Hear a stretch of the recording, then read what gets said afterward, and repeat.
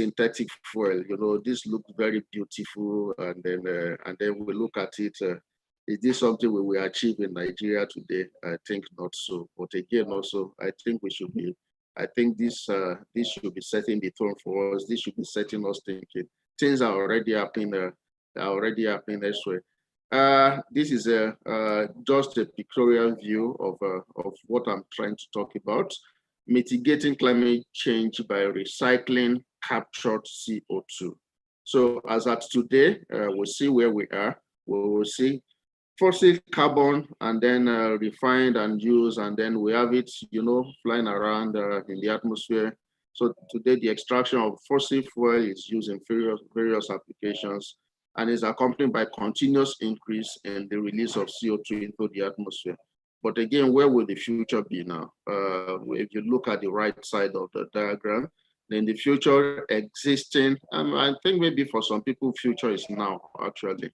In the future, existing CO2 in the air is used as a raw material for the synthetic fuel production and other processes. And in other words, this means not emitting any new CO2, and this is what you call circular carbon economy, which it ensures CO2 balance by recycling CO2 emissions and, of course, utilization of non-fossil fuel alternatives with the support of, e.g., forests as acting as, carbon sinks.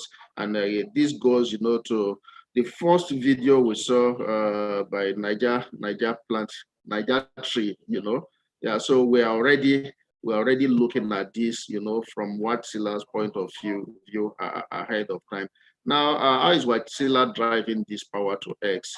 Watsila has actually been putting their amount, money where the amount is, and then and looking into future how we can create this what do I call it now? This kind of fuel.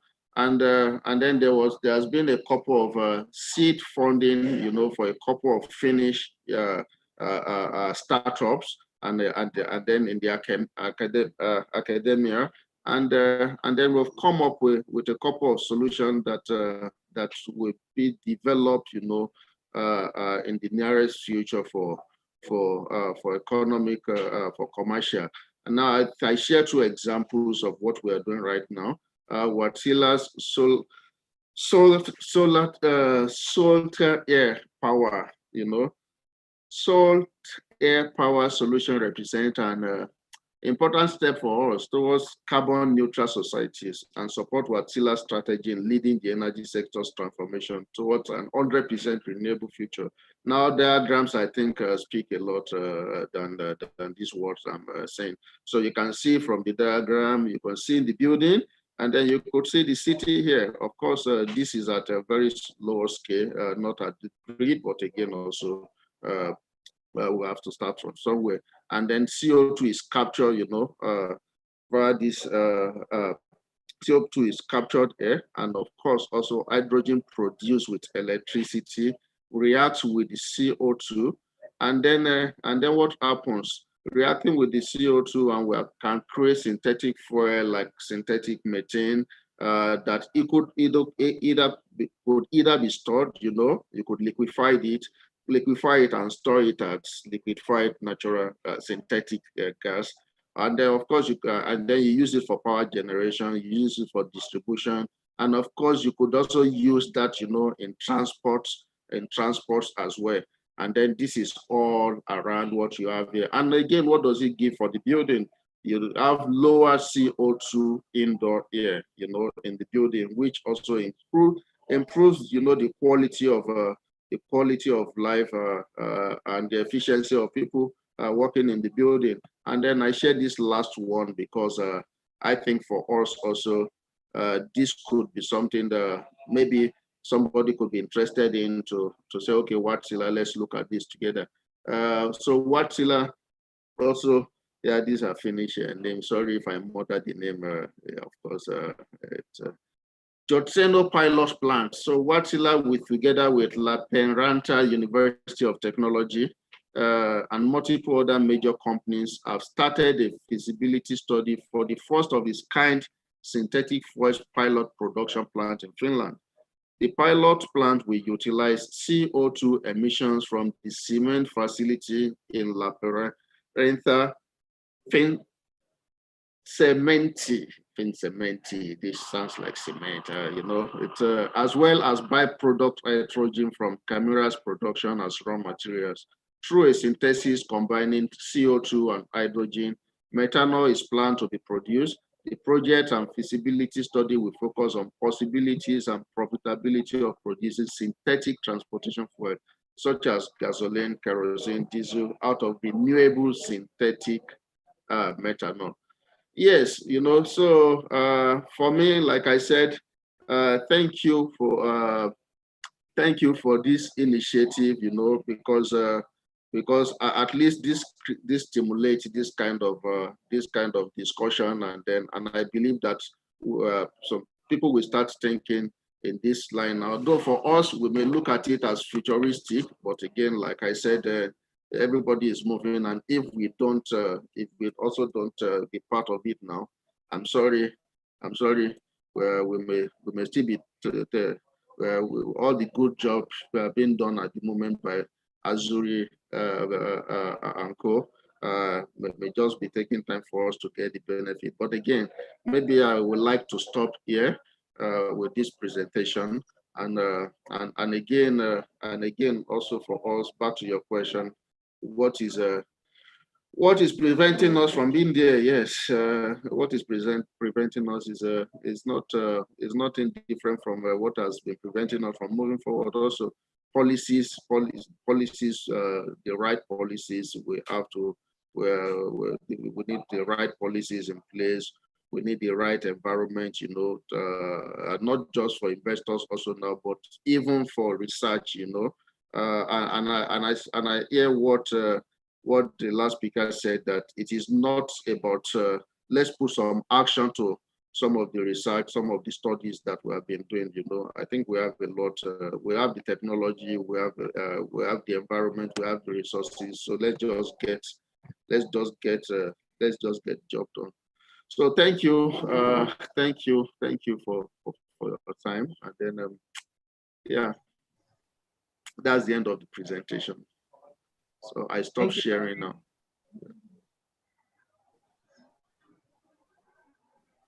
Thank you, Ali. I will move along to Lola Okorigwe. Lola, thank you for joining us.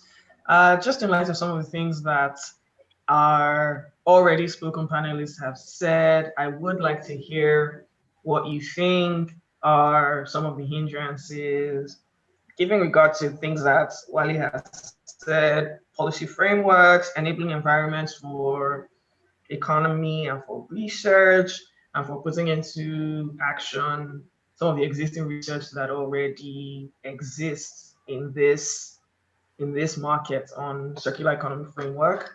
What are the things that you've seen in your practice, in your experience, that is hindering driving an African policy for circular economy, and how do we move, how do we resolve those challenges and move toward this circular economy? Thank you very much, Nancy. Can you hear me? Yes, we can.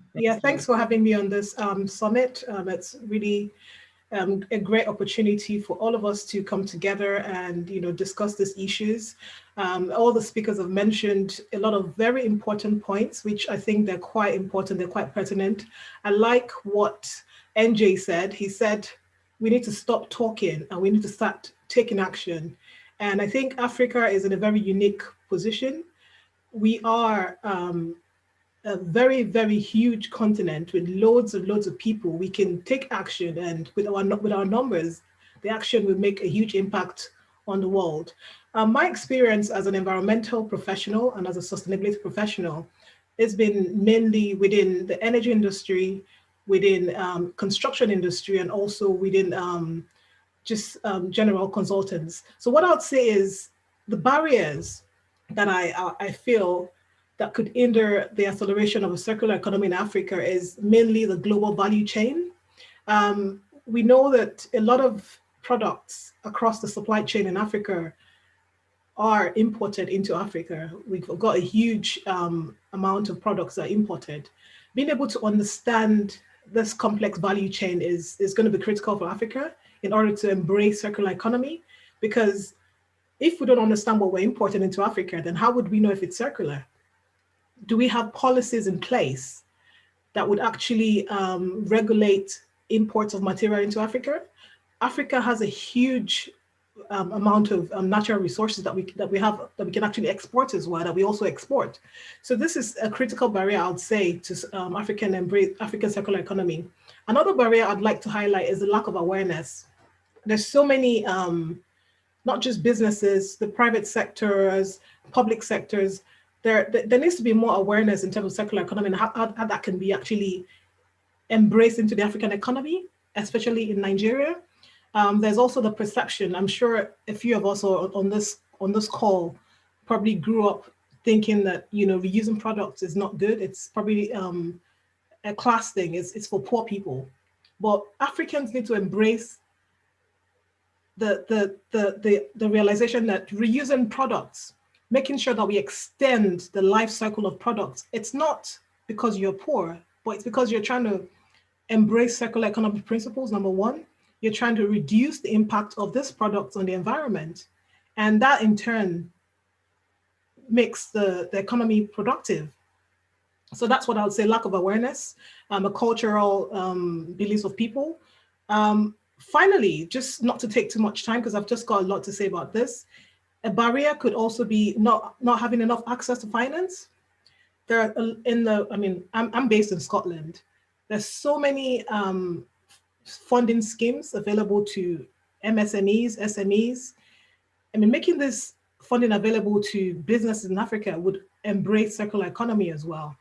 And I know there are a few companies that are using the circular economy model. For example, I've heard about Recyclers. They're based in Lagos and they've been on for, I think, about 8 years now.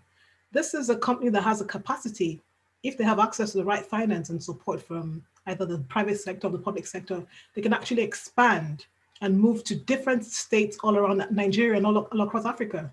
So that's a major barrier, I would say, as well. And finally, in answering your second question, what should policy experts and how should we respond to these issues? Investment in research, investment in entrepreneurs, investment in MSMEs and SMEs, also collaborating with other countries. There's so many global funds available for circular economy. There's the PACE, that's the Global Fund on Programs for Action Plans. We also have the Platform for Accelerating Circular Economy, which was launched 3 years ago. There's also the African Circular Economy Networks and the National Environmental Society. So having all this organization collaborating together would solve a lot of those barriers. That's all from me for now. Thank you, Lola, for that brief and very rich, those very rich points on hindrances and some of the things that we can do.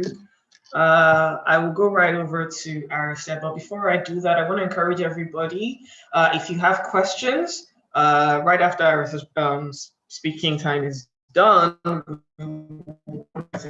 so please feel free to type in your question in the Q&A section. Our panelists will keep asking questions, keep the conversation going. Some of the things seen in your sector, I like some of the things that Wally highlighted on Power to X and the work that Watsila is doing toward developing a carbon neutral clean energy framework, which is really the basis of circular energy economy. So Ira said, just moving over to you, I would like you to consider some of the things that we have said, that this panel has said, and just to hear some of your thoughts, given your work in foods and in recycling, what you think in your sector a circular economy framework looks like, and some of the things that affect circular economy in Africa. Thank you.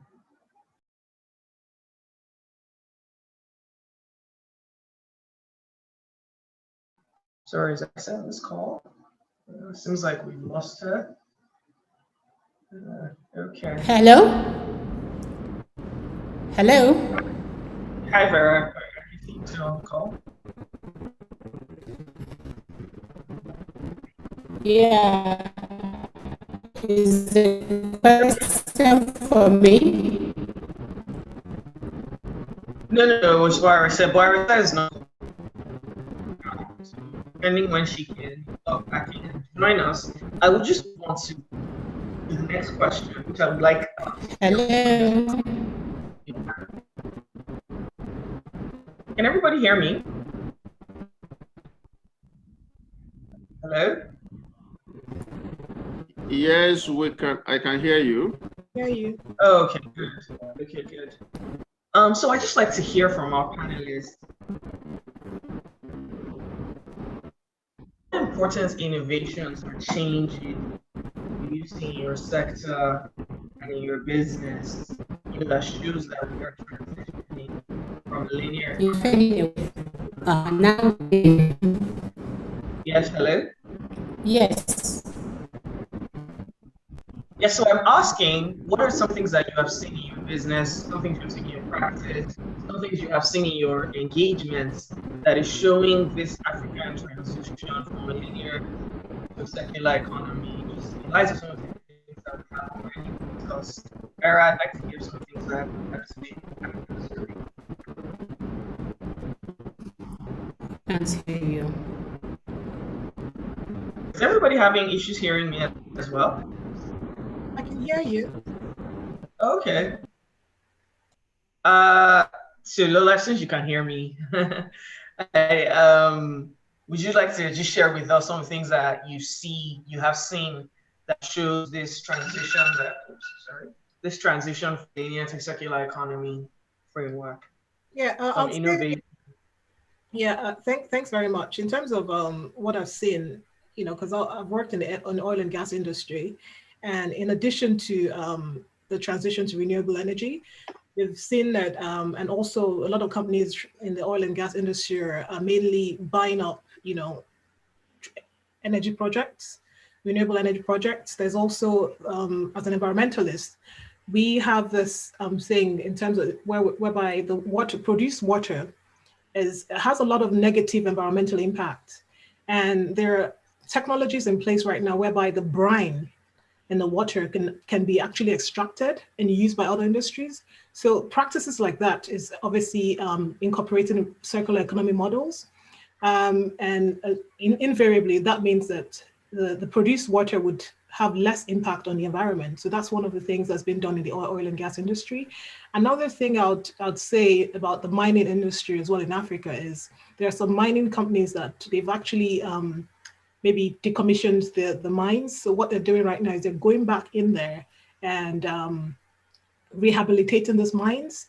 In addition to doing that, they're also re-drilling, because right now they've got newer technologies that could actually, access the areas that they couldn't access decades ago. So they're going back in there, accessing these areas, they're mining the gold, and also rehabilitating the areas as well. They're obviously, about the social aspect of things. There are communities that have been abandoned for years. So they're going back there, empowering people in that area, the women, the children, providing jobs, and basically creating a good economy for that. So for those villages and those areas. Finally, I would say, because I currently work in the construction industry, I consult for them. New technologies have been put in place right now. And I don't know if you heard about the wind turbines. The blades have been very hard to recycle. And what they're doing right now is they're now taking them and repurposing them within the cement production. So there's so many things that are being done in various industries, but that's just a few examples I'd like to highlight, and I'll let somebody else talk now. Thank you, Lola. You mentioned a very important point about the repurposing of wind turbine blades. And so I want to move over to some of the people who are working in solar energy work, especially Wale and Vera.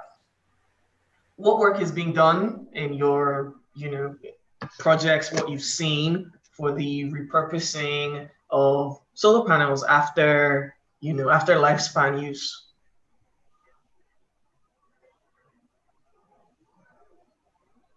Wale or Vera, please, any of you can take that. Well, thank you. For us at Watsila, I lost you guys.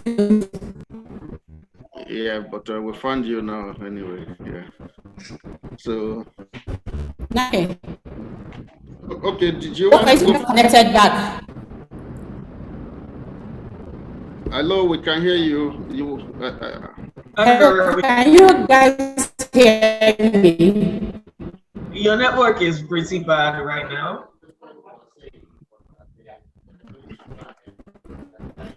Oh, please go I ahead. missed the question because I think I got knocked off.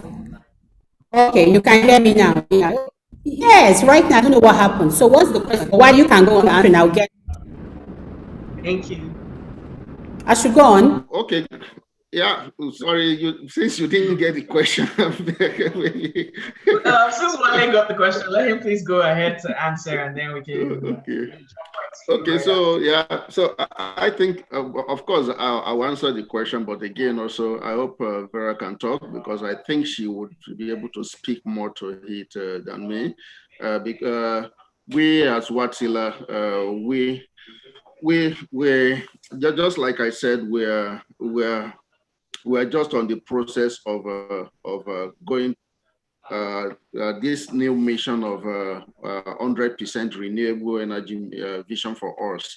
And in doing this, what we've done is we've on this journey, we are gradually moving from our engine-based power plants to hybrid systems, hybrid solutions where we integrate both solar and what do you call it, batteries.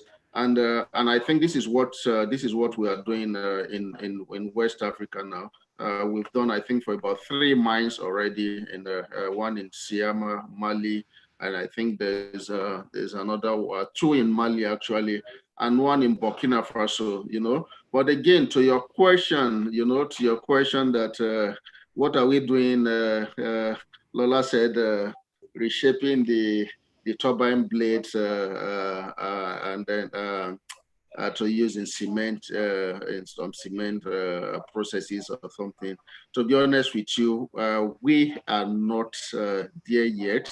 But again, also for our own main equipment, which is the engine power plant. Of course, what happens on site is a closed circle. We don't need a water body, a different water body for cooling of our systems. We use the system, we reuse the water in the system for cooling, for cooling, and by that also we're not wasting water on site, so we're reusing. But when it comes also to the main equipment, these are pieces of metal. They go on for how many years, as long as they can run. So, and then what happens is that it goes back to the factory, and then it ends in the forge. So, and then to be reshaped for something else. Yeah, on the panels, because this is where we are going, Vera will be able to talk more on what do you use, because I will also ask this question. What happens at the end of the day to the batteries? What happens at the end of the day to the solar panels at the end of their lives? Yeah.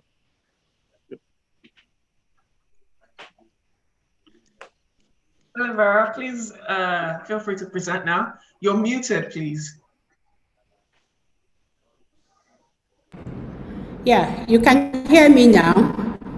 Yes. Can you hear me now? Okay. Yeah, so I would like to add that on Azuri's side, that we're using technology to help to bring digital revolution to about the 50% population of sub-Saharan Africa that has no means to power.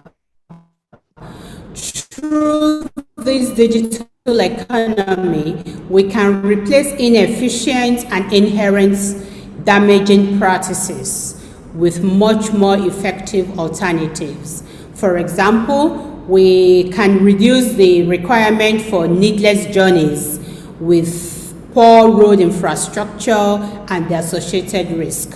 So we improve the agricultural supply chain and the approach, because we all know that we have farmers that grow their farm products, but because of the distance to transport from the very far villages to the urban area where the affordability is assured, and the terrible bad roads, they end up losing agri produce. So through our digital economy, we're able to reduce this by over 70%. And then we increase the economic activity using the e-commerce. So today, the benefits of the digital economy are very, very unevenly spread. And the difference between the haves and the have-nots is increasing. We all know that. So using the solar power and the modern technology in combination, we aim to shrink that gap, and then bring in modern digital devices such as using television, smartphones, lights, fans, internet to everyone at an affordable price, whether they are on the grid or not. So, and they're able to have access to the internet, they can reach out to many networks to advertise and sell their products. I'm pausing for now. Or is there any other? Thank you, Vera. I want to go right to RSA. I think she's joined us again. RSA, point you want me to dwell on? Thank you for now, Vera. Hello. I just confirm that RSA is on the call. Thank you. I hope you all heard me. Yes. Sure. Hello, RSA. Please on this webinar. Okay. Good morning, all, and thank you very much. Apologies in advance. I'm in a very noisy place because I'm commuting. I'll try to be as audible as possible. First, I want to thank the Energy Institute for organizing this summit. The key thing about this summit is they're bringing people from different sectors to come together to talk about circular economy and how to project it for a better future for Nigeria. Permit me to talk a bit about the Food and Beverage Recycling Alliance, which I represent, and then I'll talk about how we can collaborate and forge ahead for sustainable development within all the different sectors. So first, the Food and Beverage Recycling Alliance is a producer responsibility organization that was set up in 2018, focused on the food and beverage industry. So it's a coalition of the food and beverage companies within Nigeria that focuses on post-consumer packaging material. When I mean post-consumer, I mean when we have products that have gone to the consumers, they've enjoyed our products in terms of food and beverage, and then what happens to the packaging? We know and we understand that within organizations, they have a way internally of managing their waste. But then when it goes to the consumer, what happens to it? We don't want it to end up in the environment. And that's one of the reasons that the Food and Beverage Recycling Alliance was set up. The second thing is there is an extended producer responsibility, which places a responsibility on all organizations to be responsible for the life cycle of their products, including the energy sector. And I'll talk a bit about that shortly. But then as the food and beverage industry, what we do is we have 3 focus areas that will focus on initiatives to promote the circular economy. The first is collection and recovery. Collection and recovery of the packaging material from the environment to ensure that they are not causing degradation to the environment. They don't cause social impact, neither do they cause any health impact in the environment. So the second part is policy dialogue. We know that policy is important. Providing a framework where you can have a policy that is an enabler for industries, an enabler for companies to strive. We try to get into those conversations to influence those because we know that in Nigeria and in Africa in general, we have a lot of policies. So we're not lacking policies. The key thing is how do we ensure that those policies are enforced? to promote whatever we're promoting. In this case, the circular economy. And lastly, community engagement, advocacy, and education. When it comes to environment, when it comes to waste management, there's a gap in the awareness, advocacy. So we'll go to the grassroots, engage with communities at that level to ensure that they understand what we're talking about, they understand the need for us to keep the environment clean and not have these material impact the environment. So one of the things we do with that is we've gone to over 30 communities and we've been able to create that awareness within those communities. Talking about circular economy, what is circular economy? Just in layman's terms, circular economy is a way of designing out waste, ensuring that waste continues to be in continual use instead of it being disposed of. Circular economy, moving from the linear to the circular economy. In the linear economy, we use, and then we dispose, we throw away. That is the culture that's been. But now we're trying to move to a circular economy where you continue to use the waste, in quotes, is being used as a secondary raw material, and that's what we do. So we work with different members of the value chain, starting from the informal sector, the waste collectors, and even the processors and recyclers. What are the challenges we see in this sector? Yes, it has a potential for a green economy. It can create another economy for Nigeria, just like we're talking about renewable energy, it can create another economy.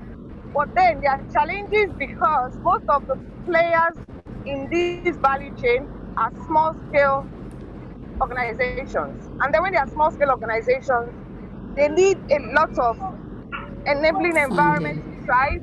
They need infrastructure to thrive. A typical example, while I'm actually committing, I went to a facility this morning and I asked the collector, the recycler that I went to the facility, what is your greatest challenge? And guess what the greatest challenge was?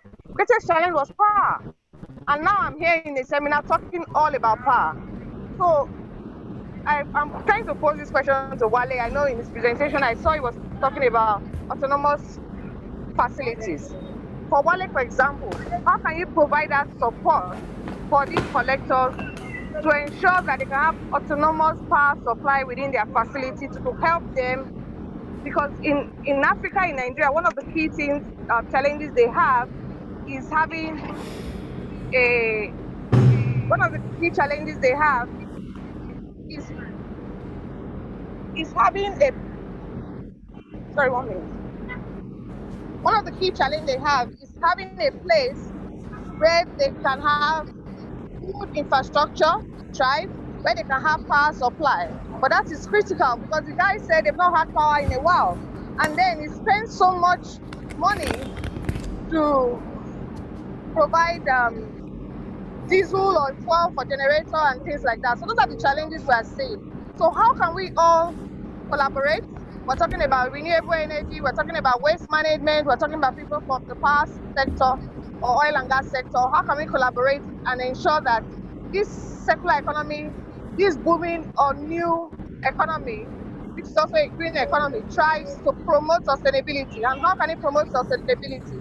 To ensure that it has environmental benefits, it has, talking about the pillars of sustainability. So it has environmental benefits, it has economic value, and then it has social benefits to the environment. So just something for us to think about while we're going on. And I'm available in the chat to answer any questions. Sorry, I'm in a noisy place. Thank you. Thank you, Arista. I would really like Wale to address points of providing autonomous power business of the recyclable. Before that, I just want to give Okay. Thank you very much, Arisa.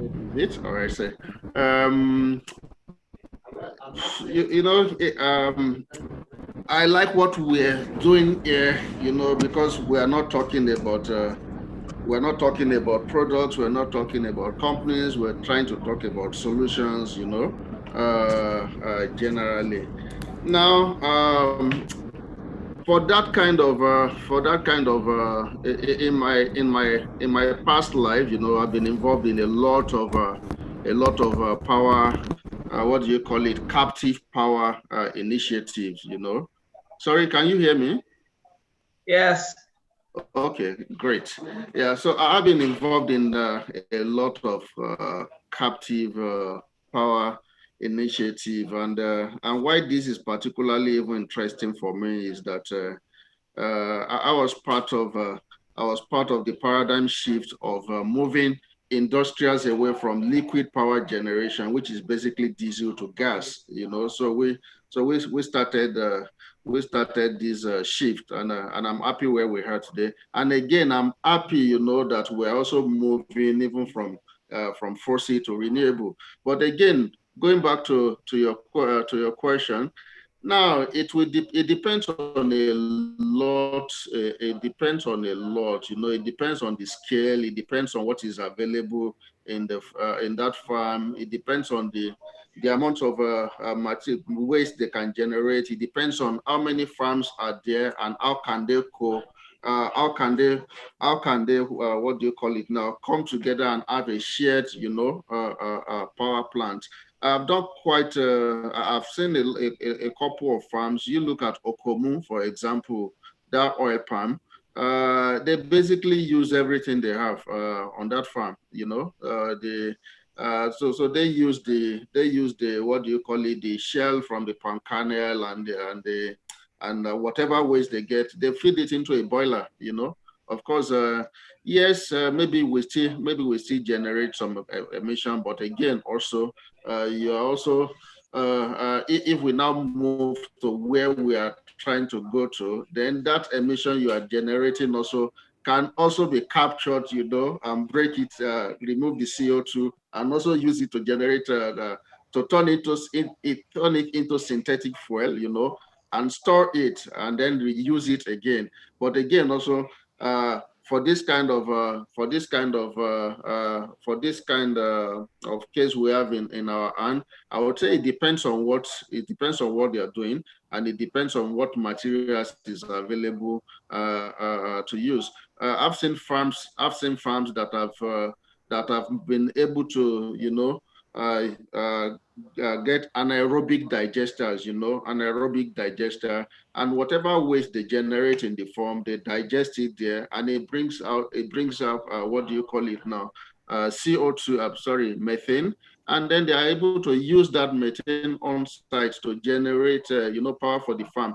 And again, when we are talking about renewables now, you are not using that methane alone, but again, you are also combining with, if it is solar that you have on the farm, or if it is wind, that you have on the farm, to have an hybrid, also on that farm. But again, also, all these things, you have to talk, you have to speak, to scale. And of course, you also have to speak to,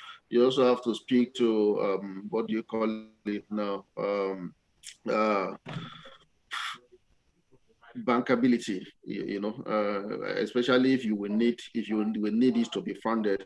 And again, also for somebody like Vera, at Watsila, yes, this may not be at the scale we want to look at, but of course also for the kind of good works that Vera and Co are doing, it may be something also that we can have this conversation about and look at this case and see maybe there's a solution that we can create for this kind of customers.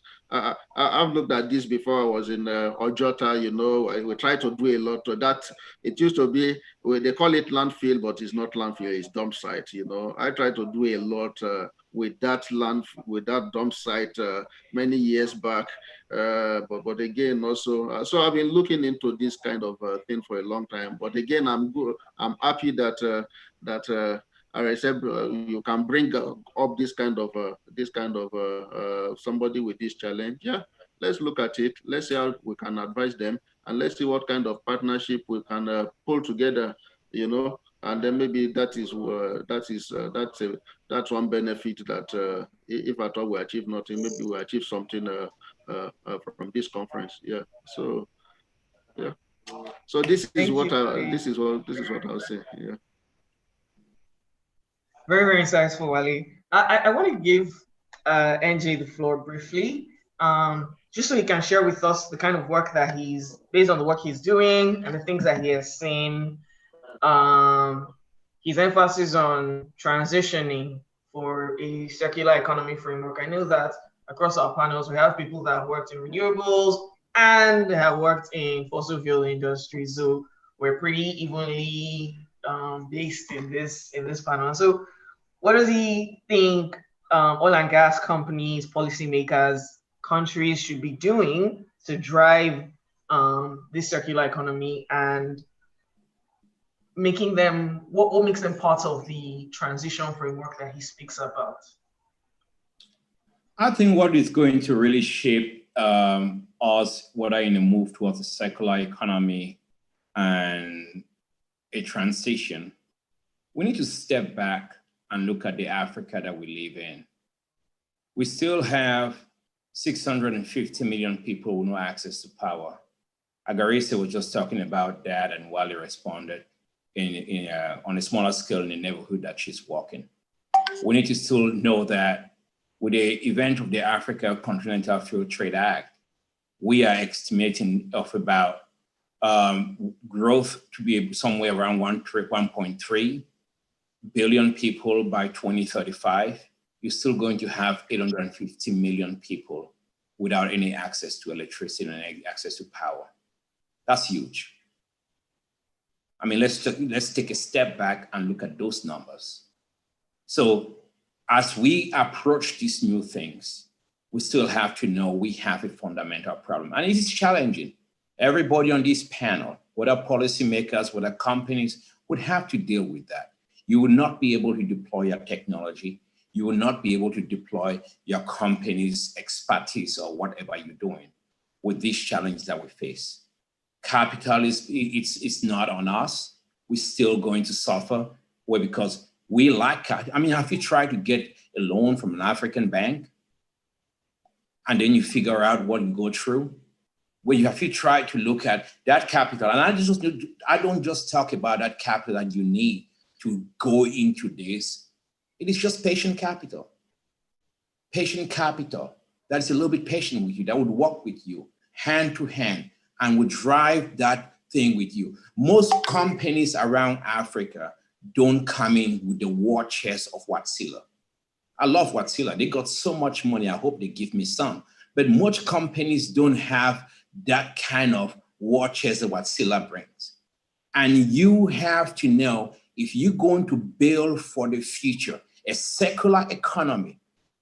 I like this discussion because it's a chance and a choice for us to really look at how you get Africans to be part of it. We flaked on oil and gas. We were not part of it. We came late in oil and gas, and guess what? It's ending. The same people that are ending it were the same people that benefit from it, and they built big cities and everything. And then today they tell you, well, give it up. It's no longer valid anymore. Let's go into circular economy, which is good. The real question for us is, how do we make sure the Onyenka and Zion and the little boys, it's not about, I mean, I'm okay, but it's not about the NJs. What about the no Js? What about the guys who don't walk in the room and be recognized? How do we get them? That is the challenge we have to look at. Those are the challenges we have to consider going forward. Let's not get in this game of nitpicking, thinking about who scored what, who didn't score what, who got this contract and who didn't get this contract. What about the guys that can't even log on to the webinar? What about them? That's their trouble. That's their problem. I mean, I know I always get in trouble saying this. Your problem is your politicians. And the problem with us sometimes in this group, small businesses getting together, is that we are so divided, we can't put our heads together and say, wait a minute, let's look at this. It's not big company versus small company. It's not secular versus old.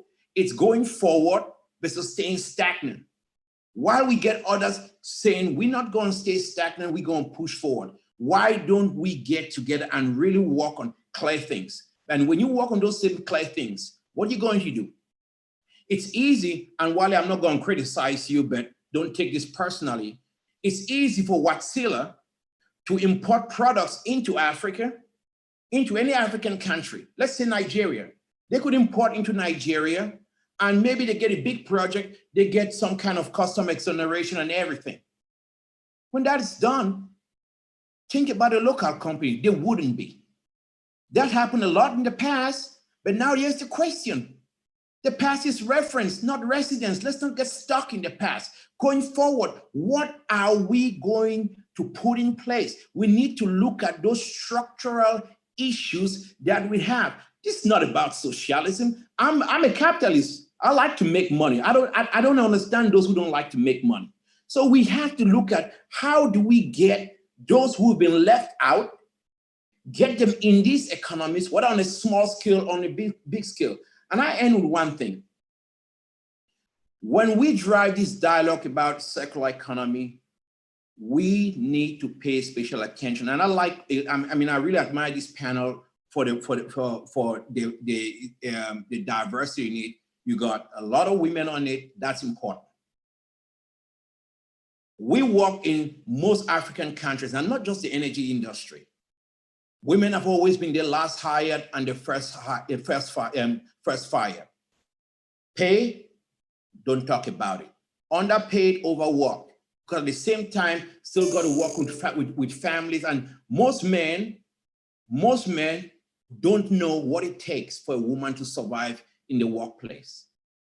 And the issues with harassment and everything, which in our continent, we don't want to speak on, we don't want to even delve on because we think it's a taboo subject. We would not even want to jump on that because we don't want to do that. So I think pushing all these issues, because even these social issues, they turn to affect how you empower people and how you drive people and how you drive up businesses. So for us, it is there. I still believe oil and gas has a big role. You're going to need it until 2050 or 2060. I'm not ready to give up on that yet, but I'm ready to transition on to a more circular economy, which we think it is going to be more African, more favorable to our people, but let's go gradually. You need my gas to provide power to that 600 to 800 million that don't need. We are not going to wait. And when we're talking about all the solar and everything that you can, great point raised about reusing, about disposing, and how that's going to be done. Let's learn from history and the disposing and the waste that has been dumped on a lot of African countries, because it only takes a small suffering African country with $2 million in a commission, and the president gives you a decree and says, dump your waste all around here, and you get these little black babies suffering every day because you don't have this to them. We need to put that together. We need to think big. Let's stop thinking small. Let's think big, drive something big, because at the end of the day, we are going to get patents for wind, turbine, solar, everything coming from abroad. And you know what that does? That somebody's going to sit in Europe and in America, and he's going to turn on and turn off the switch on these little young black babies. We need to think big. Think big, look at how you can localize all of that, because we need to create something where a kid that grew up in the neighborhoods around Lagos, or in my old city, they can also be part of this. We can't just build by being users. My mama always said, if you are buying, you're never gonna make money. If you are selling and providing something, you're gonna make money. What are we providing? How do we jump into this to make sure that we can get an Afro beats played in the head of every African child as we move to the circular economy? That's what I believe. And again, you don't have to agree with me. In your guts, I'm right. But I'll take the criticisms if they come. Thank you, Angie, for a very spirited response. Very important points made about production, development, gender inclusion. And I want to take this segue to just ask our panelists, I'll have Lola lead on this question, about, what importance does gender inclusion, gender equality, gender balance have in building an African circular economy framework? Lola, please. Thank you. Thank you, Nanke. This is my baby because I really, in addition to the fact that I lead the Women in Sustainability Hub Network in Aberdeen, we all know that without equal inclusion of half of the world's talent, number one, I'd just like to state that would not be able to deliver on the promise of a fourth industrial revolution for all the society. Number two, would not be able to grow our economies, circular economy, for greater shared prosperity.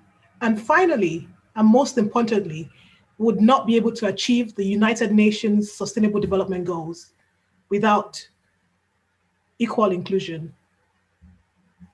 Before I forget to say this, the Energy Intelligence, I'd like to give you kudos for how you've chosen this panel. Quite impressed because we've got very equal representation on the panel. This hasn't been able to be achieved by the COP26 panel. We recently wrote a letter to Boris Johnson highlighting the lack of women leadership on the COP26 panel. It's currently sitting as 26%. So well done, Energy Intelligence. Thank you very much. At this present change, I mean, it looks like there's been a report that was published last year. It's the Global Gender Report, GAP report, and it sort of benchmarks all countries, approximately 153 countries. And the summary of that report is quite sobering for me, I'd say, because it shows that for sub-Saharan Africa, before we can actually achieve equal, gender parity, it'll take 100 years. The sub-index for economic participation, which is relevant to what we're talking about here, in order for us to achieve parity in that segment, it'll take almost 300 years. So I believe that as good citizens, we need to pursue gender equality. And in order for us to achieve gender inclusion, it's very important for circular economy. And I believe that we need to talk about that and not forget that. And yeah, for Nigeria, the only way I would say it's quite the positives for Nigeria is that we are about 73% in terms of economic participation, and up to date, we're number 38 globally. So it shows that we're doing something right in Nigeria and in Africa as well when it comes to achieving gender parity in the economic participation and opportunity for the country and for the continent. I'll let somebody else talk now. Thank you, Lola. I don't know if anybody else, Wale, want to make points on the importance of what they're doing that shows the importance of gender inclusion in building this circular economy. I want to say something, please. Well, sorry, before I forget this thing, let me say it all. Sorry. But again, also now, it's they said ladies first now, so how do I do? I mean, okay, please talk. Yeah, because... No, continue. I'm just saying after you, I'll speak. Okay, now... I think we should talk more about on gender issues. It's a big company. Yeah, that's why I don't want to get caught, talking about gender issues. Yeah, for gender balance, Lola has spoken, so Wale speak. Exactly. Okay, thank you. Okay, yeah, so for me, it's I think for me it's a key thing because yes, there's a balance in my family anyway. I've got 4 kids, two girls and 2 boys, and me and my wife, so 3, so we're balanced. Yeah, so yeah. So for me, for me also, I'm always looking for that balance. But again, also, when you talk about this gender balance thing, if you look at Finland closely, you will see that they are the forefront, of pushing this.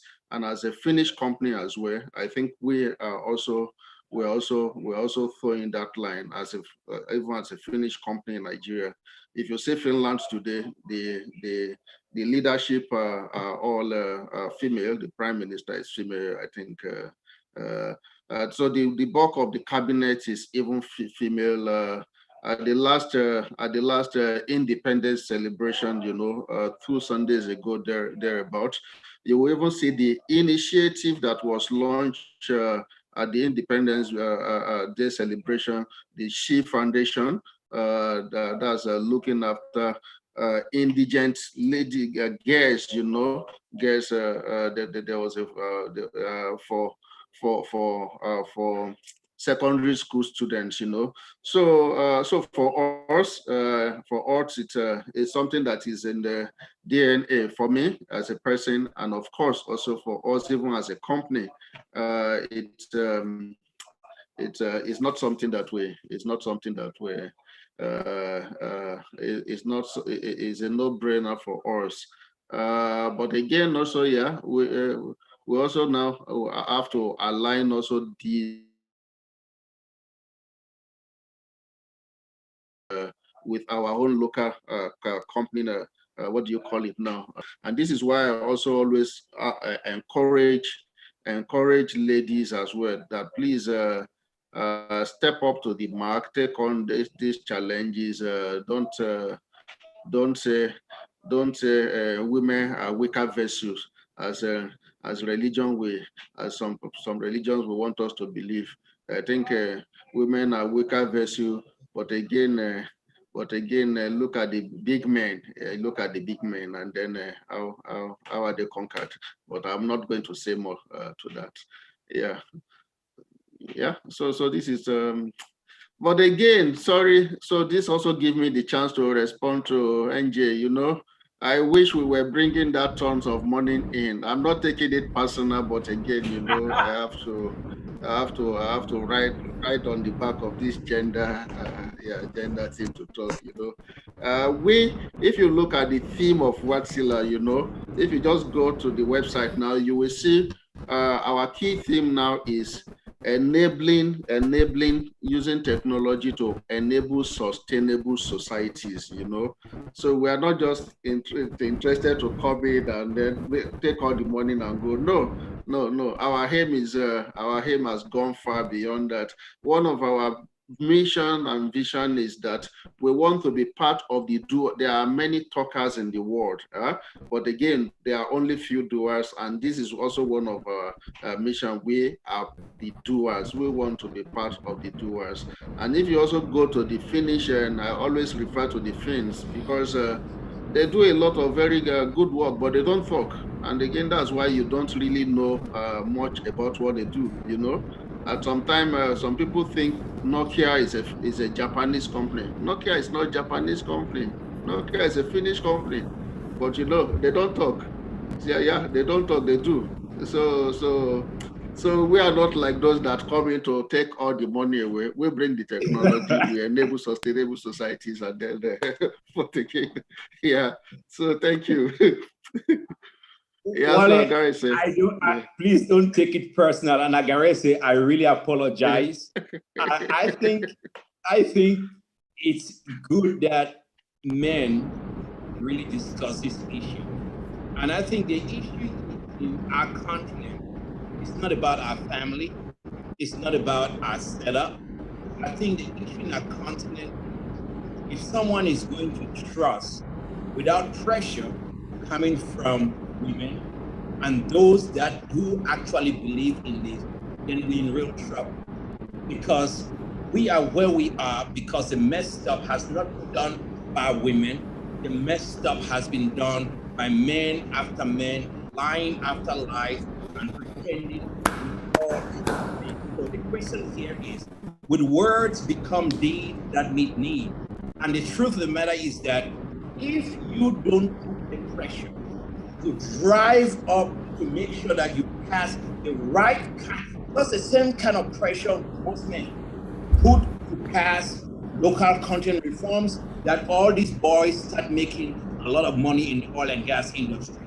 If you don't put those same kind of pressures to have specific rules when it comes into hiring, promotion, employment, then you start having real challenges. While I no disrespect to you, this is not about Finland, this is about Afriland. The problem here is that if you look at Finland, that 32 or 34 or 36-year-old prime minister or minister, can you talk about our African countries with a 32-year-old even dare to talk about, I want to be minister, or I want to be prime minister, or I want to even get in there? Let's slap the taste out of your mouth. This man, you need to go and really address this with laws that say we have these rights. Women who have a seat, because for the most part, and I've seen it in my industry, if a woman doesn't have somebody, if he doesn't have a good man like Wale in that room advocating for them, it's over.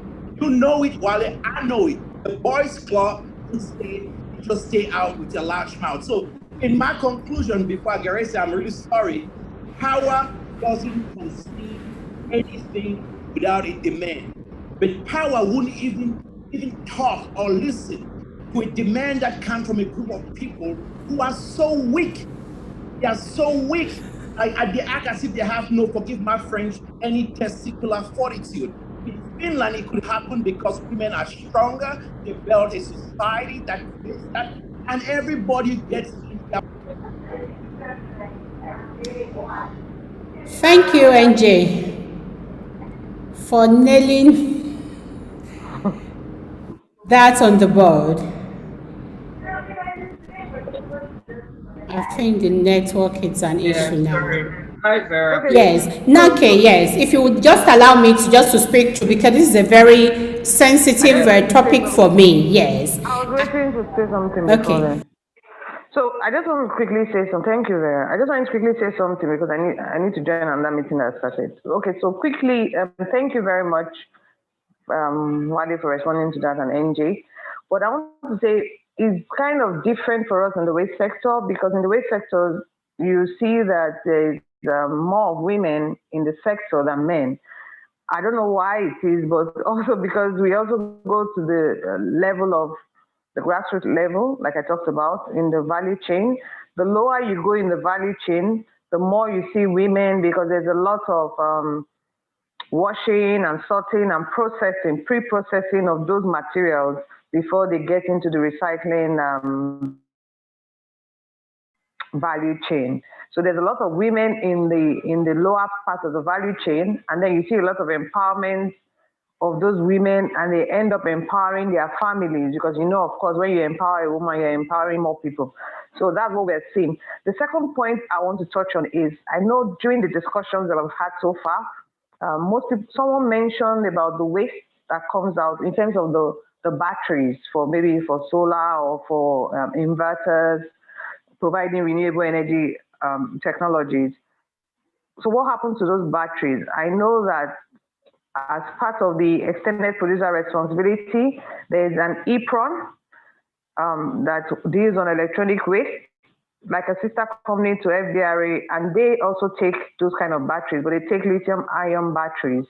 So it's something for us to also think about, because we're coming into the new phase of renewable energy technologies. We're talking about solar panels and things like that. In talking about circular economy, we need to also think of how do we ensure that the waste that comes out of that new sector in Africa and Nigeria, it doesn't become a waste that becomes a problem. Just like for now, we're having a lot of plastic is the issue. Maybe in the next few years, it might be solar panels, batteries, and things like that becoming the issue. Just like we're having face masks because of COVID as a trending waste issue. So this is something we should also think about as we're bringing those technologies. We also need to think about what are the products, what are the waste that comes out of it. And based on circular economy, we need to ensure that the waste goes back into the loop and are recycled in one way or the other. Either they are either reused or recycled, or you're taking them apart and making use of the good part of it and know how you can put it back into the system. So it doesn't stay in the environment, because for batteries, they are special waste actually. Electronic waste is special waste, and some of them can be hazardous. So we also need to think about that while we're thinking about bringing these technologies. Thank you very much.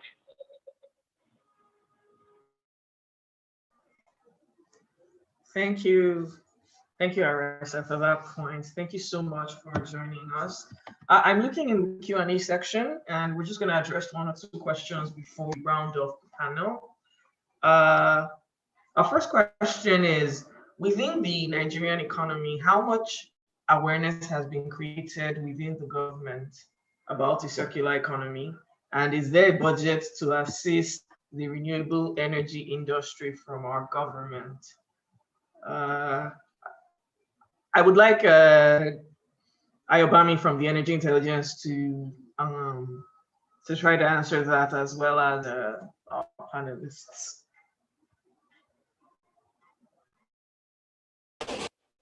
I'm sorry, can you take the question again? I didn't get it.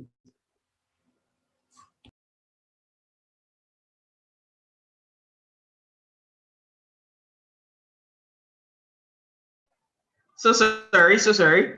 Awareness that has been created within the Nigerian economy and the Nigerian government about the circular economy and whether there's a budget to assist the renewable energy industry in Nigeria.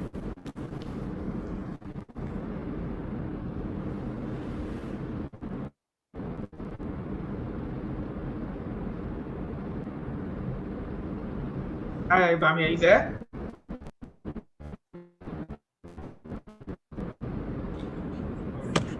Okay, I think I would like the panelists to answer first before I come in, because to be honest with you, I didn't get a question. So for whatever they say, I'll be able to get to you. Okay. Sorry, Vera isn't on this call. Seems like we've lost Vera. So I'll put it to Wale.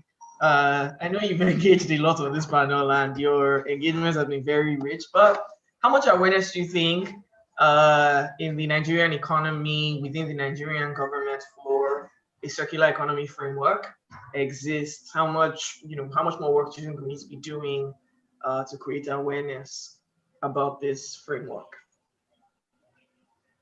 Okay, I think I got the question now. Let me answer it before. Okay, thank you. Okay, so in the Nigerian media space, in particular, the awareness is quite low, and I wouldn't blame it on the media itself. I think that responsibility should be on the players themselves. I observed that there's very low awareness coming from the companies participating in the renewable energy sector. Until recently, that I started partnering with the Renewable Energy Association of Nigeria, I really got news about the sector. Most news I get about the African renewable energy sector is usually from South Africa or Kenya. So I think a lot has to be done, much more awareness. And to be candid, when I spoke with some players, I discovered that even most of them don't even have a budget for awareness. So most people believe that whatever they do, it is speak for themselves, but that's a lie.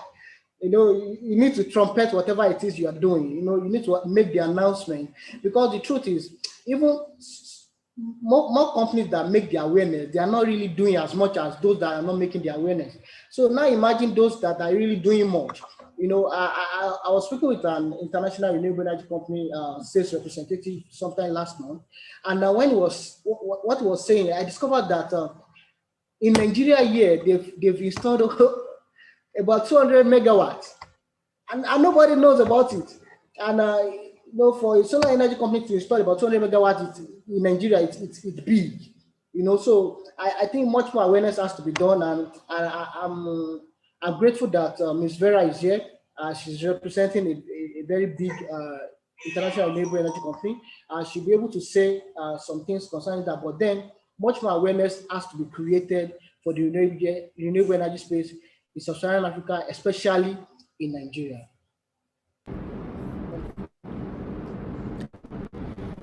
Thank you, Bayo. Yeah, thank you.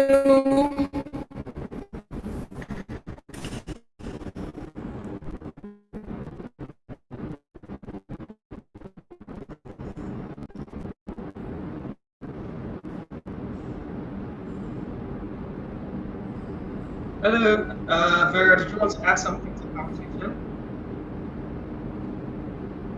Hello, are you there?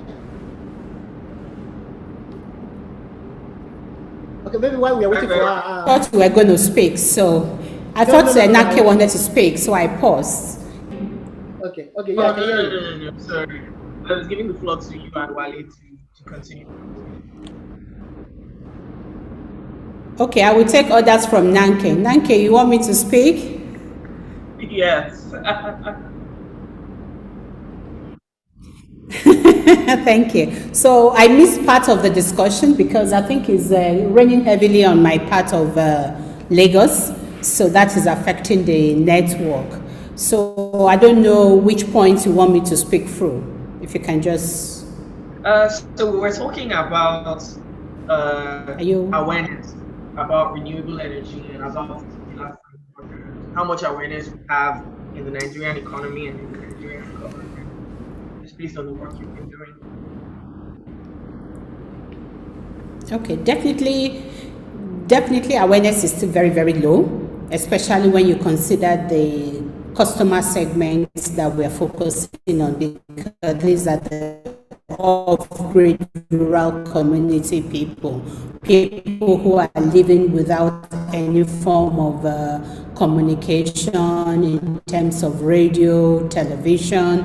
Most of them, when you go to such communities, you see a 20-something-year-old child that has never seen electricity in his or her life. So they are mainly surviving by torchlight, use of torchlight, or what we call, the Yorubas call atupa, that they use cloths to do the threading, to study. And also getting access, it's better imagined than seen, because the road infrastructure is very poor. So most people find it difficult and more expensive to sell to this category of the customers. So most people believe to go to the low-hanging fruits, the peri-urban or urban suburbs, okay? So awareness, when you talk about solar, most of them don't even know what you are talking about. So on Azuri part, we are trying to harness this and trying to required by organizing town leader. We speak to him. It's now like the go-to for the people in the community, who then gathers the entire community as much as possible together. Then we have a talk to them. We also try to do the the road shows, although those ones are very expensive. And like Ayobami said, most companies are just trying to survive. So if you had to do a road show of about 6 days, that will cost you about 5 million, and at the end of the day you barely get a return on investment of 1%. I mean, it's not cost effective, and it's not it's not a good business sustaining factor. And that is why most of the company also shy away from doing this big awareness campaign. Access to these people, it has to be in broken English, in the three major languages of Nigeria, the Igbo, Yoruba, so that it can really penetrate. Because if I'm running FM station adverts here in Lagos, I am not reaching the people that I want to reach. So it must be targeted to get to the people that is supposed to be reached. So if we all can come together, collaboration is what I see that will help us in this area. Because personally, I don't see us as competitors in this sector. I see us as cooperating and operating in the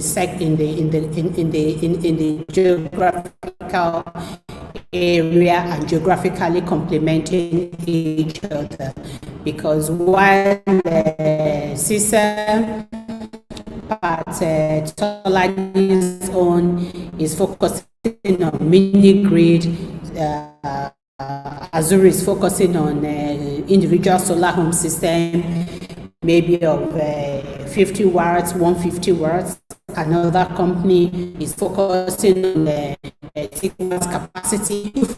Identify the different interest group that we have and see how we can leverage it together. I think we'll be able to make some significant impact in creating the required awareness in this area. Thank you very much. I don't know if you had me, but yes, that was very, very insightful. That was very, very helpful. Hello. For those points. Sorry, Wale. Are we still on? Yes, we are. Sorry, can you hear me? I think the network on our side is a good. Yeah. If she can mute her mic. Okay. Sorry, Wale, could you just give some concluding points on awareness programs or, initiatives that you've seen or that you think needs to be done to bring renewable energy to the forefront of the Nigerian economy? Oh, well, I think for me it's maybe not to reinvent the wheel. Just like I said, in the early days when I started in the power sector, when you talk about power generation, what people think about is diesel, especially for industrial. Now nobody thinks about diesel again. Now they talk about gas, and then even where there's no pipeline, you have seen CNG. Even where there's no CNG, now we're seeing LNG. LNG in country. And again, this is how was this achieved in those days? So I think we'll continue. There should be continuous, engagement with both from the stakeholders, the stakeholders and partnership with media. But again, also it's not just a partnership with media, but again, communicate the results, of this. What do I do in those days? I tell a manufacturer, if you are manufacturing and you are using diesel, and then if you switch to gas, you can drop the cost of your energy input by a quarter, because as at that time diesel was 100 naira per liter, gas equivalent was 25 naira per meter cube. So it was but again, many people also do have their own. There are also some misconception, and some myths, about switching to gas. Some think it is dangerous, some think it is no-go area, some people think it is expensive. So there are also still some misconception even about renewables, that needs to be addressed, and this has to be a collaborative effort between the associations, between those that are already benefiting this, and again, of course, different approach from different audience that you are trying to target. So for those trying to target industrial customers, then the approach is show and tell. This is and then for the home base, or what do you call the communities, you have to engage one village chief there to come and see what is happening in the next community. And the village chief can say, this other one is already ahead of me. Then the village chief starts to use, and then this is going to the grassroots. And so we just have to be creative about the approach. But again, you will have to adopt the message to the audience that you are looking at, because this is varied. It is not a one size fits all. So the message also is not going to be a one size fits all. Maybe that's what we were doing, and we are not getting the impact. If you say communication, if you look at the national level, there's so much communication about renewables. You have the REA, you have our 2030 vision, you have this one. But again, once you cross the border to the next village, nobody knows about it again. So, yeah, and again, to be honest with you, I hear what Vera said, but again, as pioneer in court in this shift, then there must be sacrifices to be made, you know, and then we just hope that that sacrifice will be paid, you know. So, but again, this is what it takes at this time, you know. Those road shows, yes, maybe not the big road show as it were, but again, go put one in the important people and then let the others see, and then yeah. So for me, there's not one size fits all for it, but again, this is how we can all be part of it, especially showing the benefits to people. Even in the city, some people still don't know. Some people are still ignorant, you know. While you have seen some banks, some filling stations switch already to 100% renewable, some are still struggling with the diesel every time, you know, and things like that. So the awareness, engage different stakeholders, create forum, and this kind of, you know, this kind of event also helps. So even for this event, I would think also that I don't know how far you've gone. Of course, also you can take the horse to the river, but again, you cannot put the water in the, you know, horse like this. But again, subsequent one, let's use all the channels that is available, LinkedIn, all this one. Let's get and then if we have people that can speak to real life experiences, of course, let's get them in, because when people hear, then they are also interested to be part of that benefit. So yeah, my story is getting long. I have to stop here. Yeah. Thank you. I think we've come to the end of this very insightful panel. This has been a very rich conversation. It's been a pleasure to meet and speak to all of the panelists. Mm-hmm. Yes. Sorry, just 1 second. I saw one question for me, and and on the chat, I replied already. So I dropped my email and my number also. This is about model, you know. This is about model. How do we see a model of transiting, you know, from this where we are now to that full renewable, what do you call it, future. So we have a model I can share, at least the basic, and but again, I've answered that on the chat so that it doesn't look like we ignore that person's question. Oh, no. Yeah. Thank you very much. If your questions weren't addressed, we will have our panelists address any questions that haven't been addressed at this session. Thank you so much to the panelists for engaging. This was, I did not expect the level of just conversation. We had panelists going back and forth with each other. Thank you so much for giving us your time. And it's been a pleasure to learn from all of your experiences. I'm going to let Ayobami obviously close the session, but before then, I want to just speak a little about myself. I'm Nankia Williams. I am a senior consultant at Brooks & Knight Legal Consultants. We are energy law consultants, so we do work with participants involved in energy development projects, from their issues, contracting, negotiations, and just the gamut of energy development projects in Nigeria. And so it's a pleasure for me, representing my business, to be here, speak with titans of the energy industry as yourselves. Thank you so much, Vera, NG, Wale, Lola, and Arese, who has dropped off the call. I'm going to hand over to Ayobami to end the session.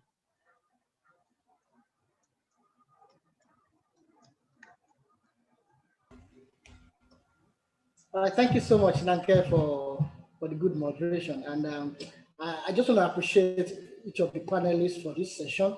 Actually, when we started planning for this, we didn't know it would be, you know, as enlightening as this. But then we thank God for where you're taking us for this. So I just want to appreciate you personally. Ms. Vera, I thank you for your good cooperation on this. Mr. Wale Yusuf, Mr. NJ Ayuk, Ms. Lola Okuniboye, Dr. Patrick, I just want to appreciate you. Then, okay, Miss Landy has left. So I'm so grateful for everyone. I thank you for the good cooperation on this. So, and then after this session, I'll be reaching out to you personally. And then also, I want to thank Nanke again. Thank you so much, Nanke, for the brilliant session. But then we'll be having the second session by 1 o'clock. Sean, the British High Commission representative, he already sent me an email with the link. You know, you mentioned a particular summit coming up next year, organized by the UK government. So he sent me the email. So at the end of the second session or before then, I'll share it in the chat. So if you are interested, just go into the register for the summit. I'm sure it will even be bigger than this. So once again, I just want to appreciate you. So after this, we'll be having a 15-minute video from Cecil. Cecil is doing something for the Nigerian agricultural sector, trying to revolutionize it by using solar power.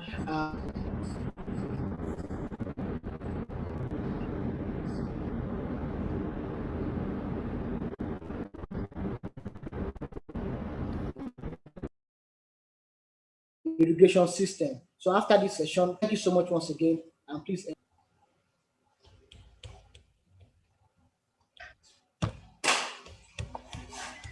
Thank you. Thank you all. Thank you. Bye-bye. Thank you, everyone. Lovely to meet you all. Same here. Bye. Thank you.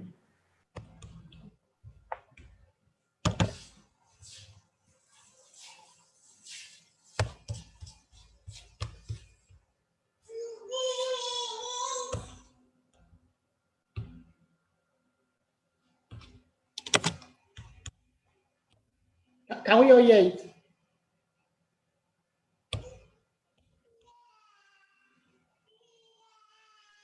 There's no sound. Okay. Is doing in collaboration with some of our partners locally and abroad. And just to give you a little bit of background to what we are doing, the rural electrification of Nigeria, as one of the parastatals or agencies of the Federal Republic of Nigeria, has been in the forefront of carrying out their mandate on how to increase rural electrification in Nigeria. For those who don't know about this, the World Bank and African Development Bank had committed some funds for rural electrification in Nigeria. And I'm also excited to mention that Community Energy Social Enterprise Limited, CISL, is one of the developers that has been selected to participate in this program. But one thing that has come out through our work in rural communities across Nigeria has been that if we want to deploy mini-grids to rural communities without really working on livelihood issues. I brought this to the fore nearly 3-4 years ago, but it seems that people really didn't understand what I was talking about. The thinking, the orthodox thinking, the conventional wisdom when this program started was that when you put in electricity into rural communities, just by itself, it would trigger economic development in those communities. But that theory, that thesis has become a myth, and we've been able to bust it, that it doesn't really work. And I'll give you a little bit of an example of what I did in respect of this. Last year, April 2019, my company deployed a 20 kilowatt mini grid to a group of gari processing community somewhere in Ondo State. And we were so excited that immediately this project is launched, they will start to use electricity as against diesel or petrol. But up till now, we've not been able to find anybody that will support them to transit from diesel-powered machines to electricity-powered machines. So there is a gap there. And with that gap, I knew that, yes, it's good news to have electricity, but if we also don't focus on how we could also assist them to have productive use of electricity machine, we will just be wasting our time. And so in September of 2019, my company met in Berlin with the CEO of our partner, who is called Shinzen Energy Group of Japan, with another company that is called Little Sun. We met in the offices in Berlin, and we decided that we needed to do something about this issue of productive use of electricity machines. And so we started with, okay, what would be our first area of intervention? Which area would deliver what I will call the low-hanging fruit for us? And so we picked solar-powered rice milling machine. And of course, it has taken a very long time to work out the business model, to work out the financial model, and also the technology. But I'm so excited to inform you that eventually the machine has now arrived in Nigeria. We are doing the installation very soon. You can see the machine. You can see it. They are in 4 components of pre-cleaner. We have the pre-cleaner, we have the Oscar, we have the polisher, and we also have the grader. You see all of them on your screen as I'm speaking.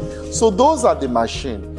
And then another thing has just happened, which is that in the last couple of years, farming has become a nightmare in Nigeria. Well, to some people who still doubt that there is nothing like climate change, just think very well. The truth now is that the farming seasons don't even exist again, because anybody who is trying to farm based on availability of rainfall should be ready for massive disappointment. And that is what you will see. You see the photograph, that shows 20 hectares of farmland that became completely burnt because there was no water. And this is really going to become a serious problem for Nigeria. No wonder a few months ago, the World Food Program and the Food and Agriculture Organization, they came up with a report giving us a warning that Nigeria is one of the 4 countries that will be having a serious problem of food insecurity and possibly famine from 2021. And so again, we took up the challenge as a company, and what we did was to bring into the country some solar-powered irrigation system. Of course, these solar-powered irrigation systems, they are not cheap. They are not just like the normal fossil fuel irrigation system, but once you deploy it to the solar system, you don't need petrol to work on it again.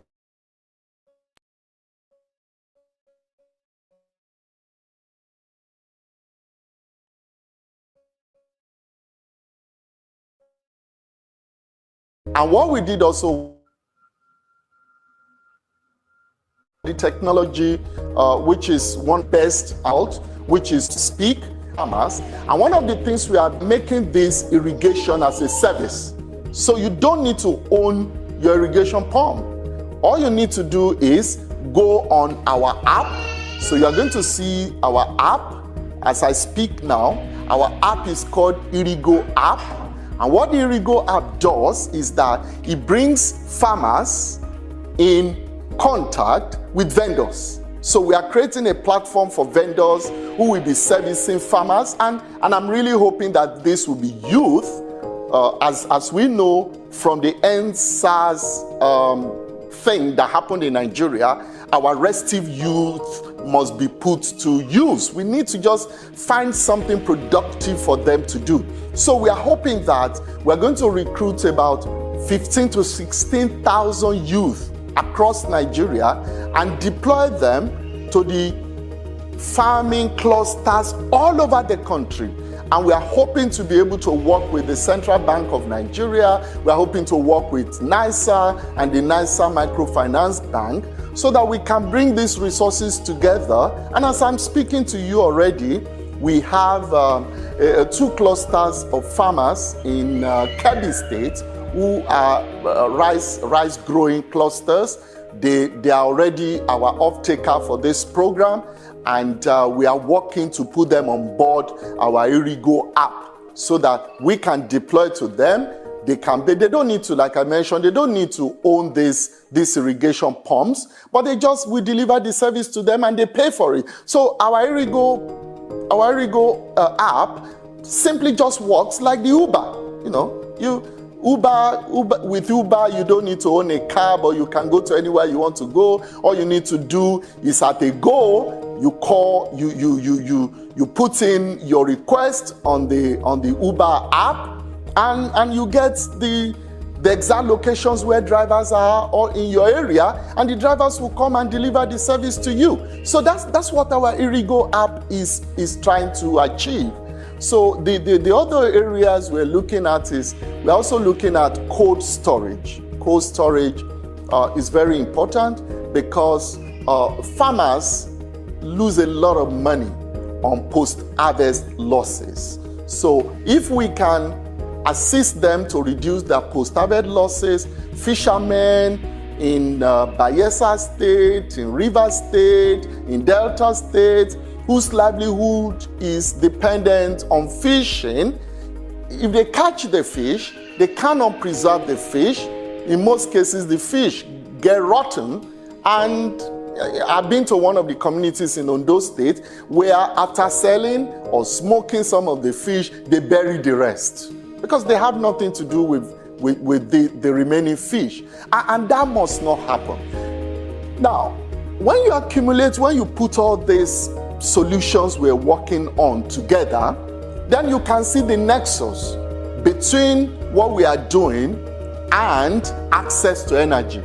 And our hypothesis is this: if we can support farmers to have higher income from their farming activities, it goes without saying that their income level will go higher, delivering better life for them. And then ultimately, besides using the electricity for those productive use of electricity, they would also be able to use electricity properly, meeting the SDG goal 7. And then they can buy refrigerators, they can buy fans, they can buy things they can use in their home. Their children can study for longer hours in the evening without any problem. So in a way, our project goes around different SDG goals. SDG goal 1, ending poverty. Goal 2 is that nobody goes hungry, and then we are creating better income opportunity for people. But more importantly, we are also providing access to electricity to millions of Nigerians. Now, what do we need? What do we need? We already have all these things ready. We have the infrastructure done. All we're just looking for would be an organization that could support us to kickstart this program. And I hope we will be able to gain traction. Speaking to many of our development partners, we're going to be having people will be contacting us that they need these solar-powered irrigation system. They need this solar-powered rice milling facility. They need the cold storage. They need the solar-powered oil milling facility. And let me shock you with the information that came from the central bank governor last year. Nigeria, please listen to me attentively. Nigeria, according to the central bank governor, was importing $500 million worth of palm oil every year. That is an embarrassment. That's an embarrassment. So we have seen the way that those things work, and we can definitely turn the hand of the clock around. We can turn it around. Nigeria can only in the future move on from being self-sufficient in oil palm milling. I'm also aware of some of the work that some of our development partners are doing, even around the planting and processing of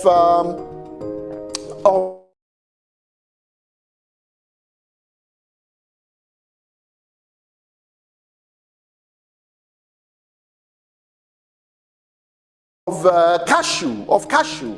And if you go to Kogi State, wow, they are massive with cashew production for people who want to take advantage of this. But we also want our colleagues who are mini grid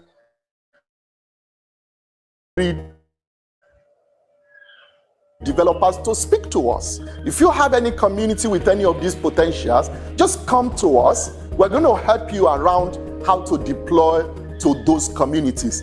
We are working to have investors that we will have access to financing so that you can depend on us to help you with the deployment of productive use of electricity machine across any location in Nigeria. So this is what CCEL is doing, and I really hope you will see us as your partner. We are not in competition with anybody. All we just want to do is to say, we have this solution. If you integrate this solution into your mini grid project, your mini grid will be more viable, it will be commercially viable, and you will also deliver social impact in those communities. So thank you so much for listening to this documentary, and I hope you will take the action. You will see our website, you see my email address and my telephone number on the screen. So please make sure you contact us as we go ahead with this project. Thank you very much.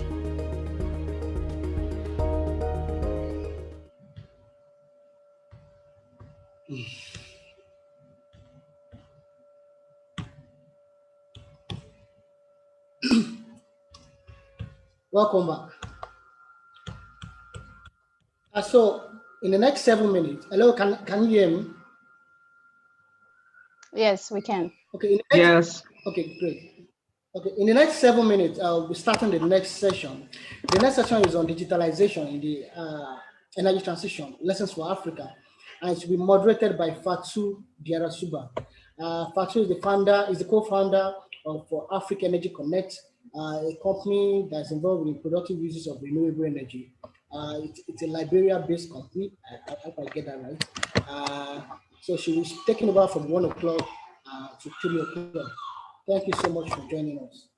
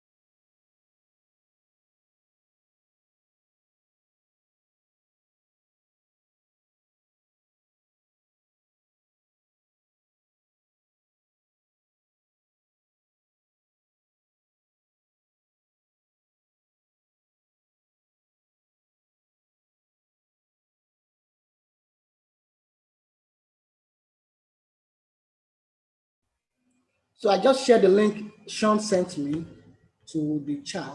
So if you're interested in the summit coming up next year, please sign up to it and network and find solutions to the Africa's sustainability agenda.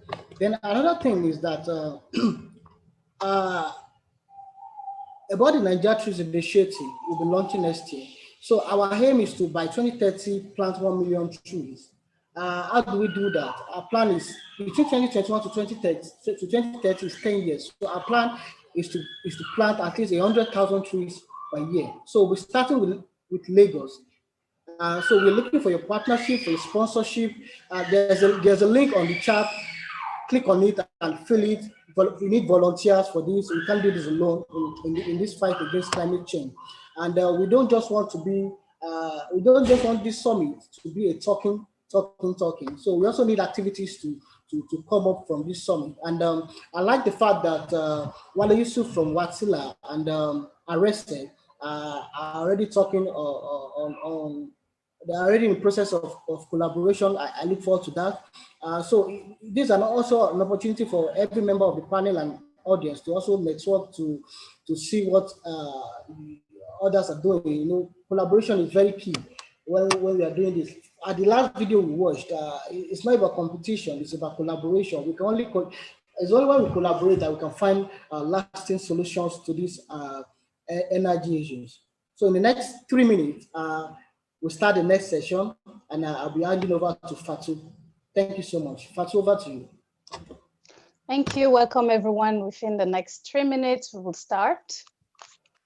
So let's just wait like 2 minutes, and then we begin the session properly to allow our participants to join us during our session. Thank you.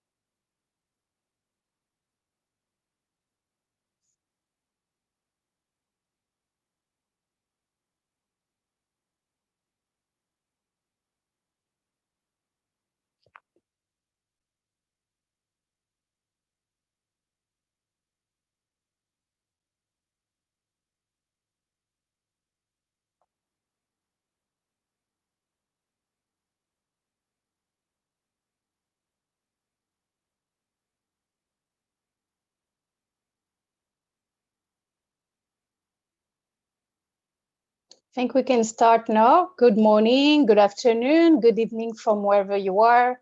Welcome to the second panel session on the Energy Sustainability E-Summit.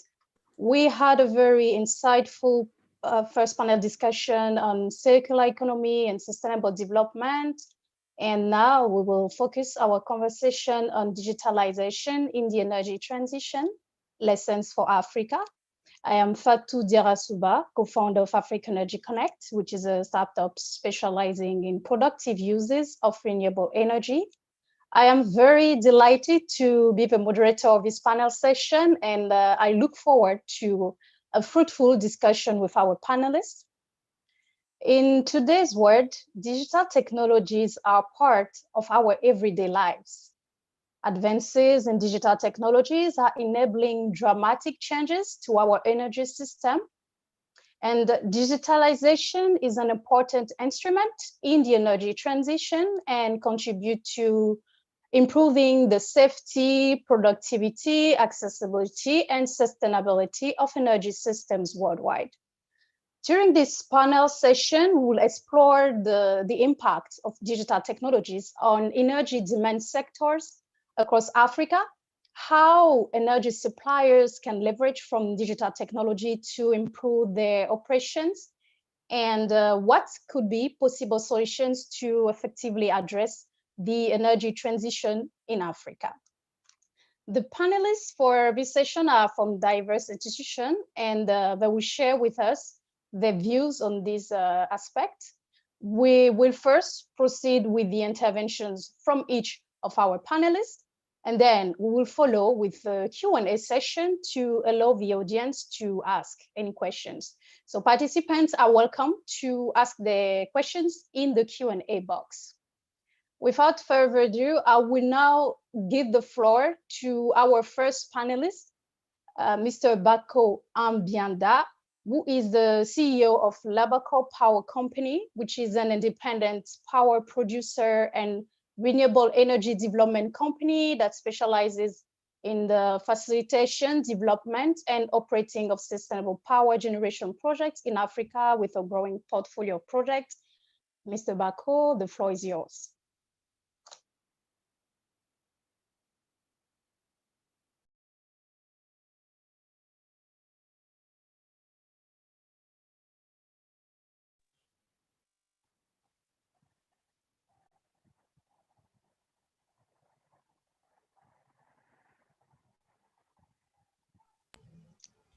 Hello, Bako, are you there?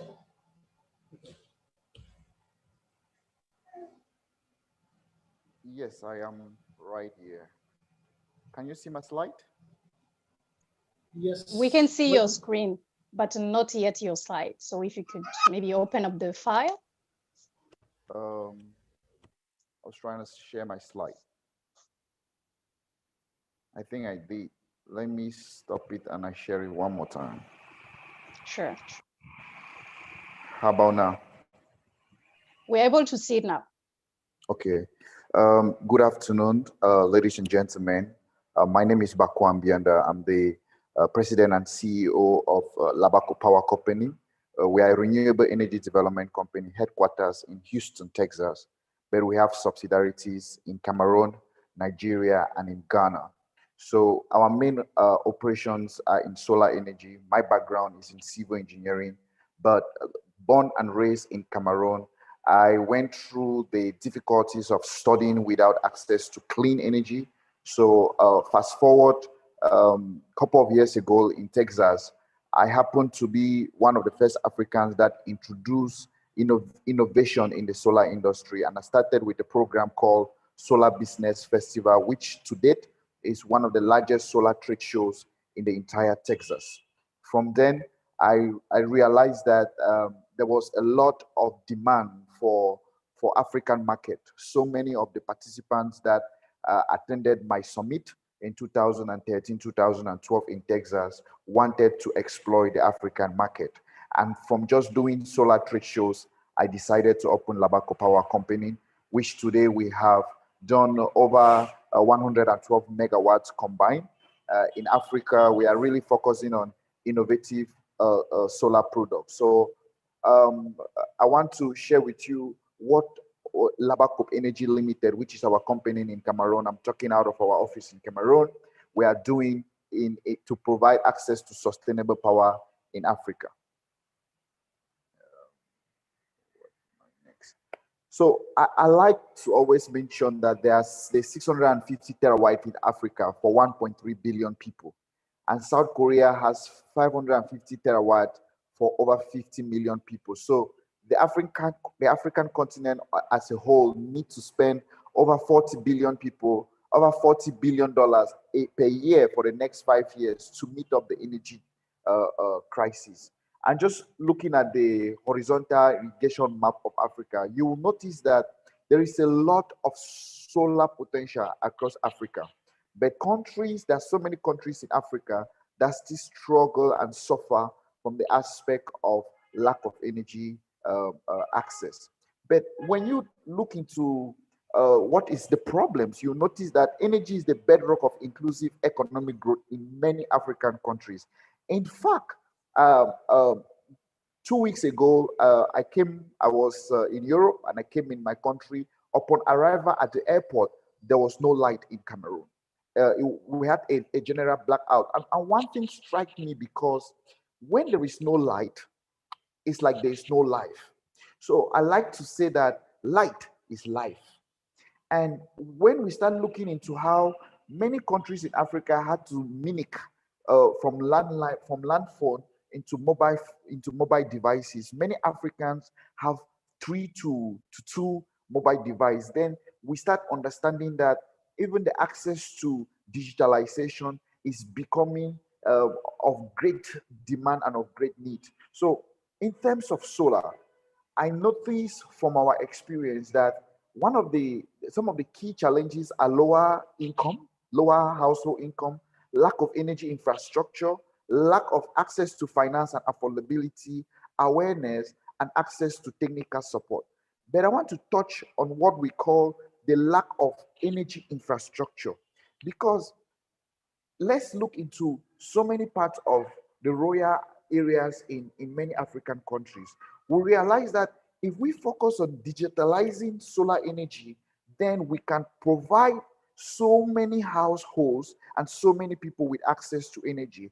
We have seen some great technologies like Jessica that created a soccer that when you play, it provides kinetic energy, provides energy. We have seen so many solutions and services that have come to digitalize the entire energy system. So in terms of solar advantage, we realize through our efforts and works in Cameroon and in Ghana that in as much as we had to enter the African market and start providing our services and solutions, so many people had issues of understanding the advantages of solar. So we created what we call Labacup Solar Academy, which today we have graduated over 390 people, 390 students, and some of them now are employed in our companies as technicians or as different positions, and sometimes we even send some students to Turkey, to India, to Germany, and the US to further their certifications and their knowledge in the solar industry. And what we are doing there is actually changing the economy of the future, because we have gained a lot of intensive and international experience and knowledge from the international market, and we are bringing it back to a country like Cameroon, and we are educating and giving certification to a lot of students and young professionals that never saw the solar industry as big or as important as it is today. And we are creating that awareness. And through creating that awareness, one most important thing is now we have a solar incubator in Cameroon where we are training students on how to create digital solar platforms or digital solar solutions. And all of that is what we are doing to revolutionize, or I will say, to digitalize the entire solar market in Cameroon. But our plan is 3 countries: Cameroon, Ghana, and Nigeria. And most of you on the call can understand the importance of those 3 markets. Let me talk about the declining cost of solar energy and how it is creating opportunities for many Africans to save money in their energy bill. I happen to know a company out of Ghana, Strategic Security Systems. They are one of the first solar manufacturing company across West Africa with the capability to produce over 50 megawatts of solar products, solar panels. Now, 7 years ago, when we were doing solar projects in Togo, most of our products were coming from overseas, from Germany, from India. But now we are doing solar projects in Cameroon, in Ghana, and in Togo, and using made in Africa products. So one thing that we are seeing is the access of solar is becoming very accessible in West African market, and digitalization should be one of our key components.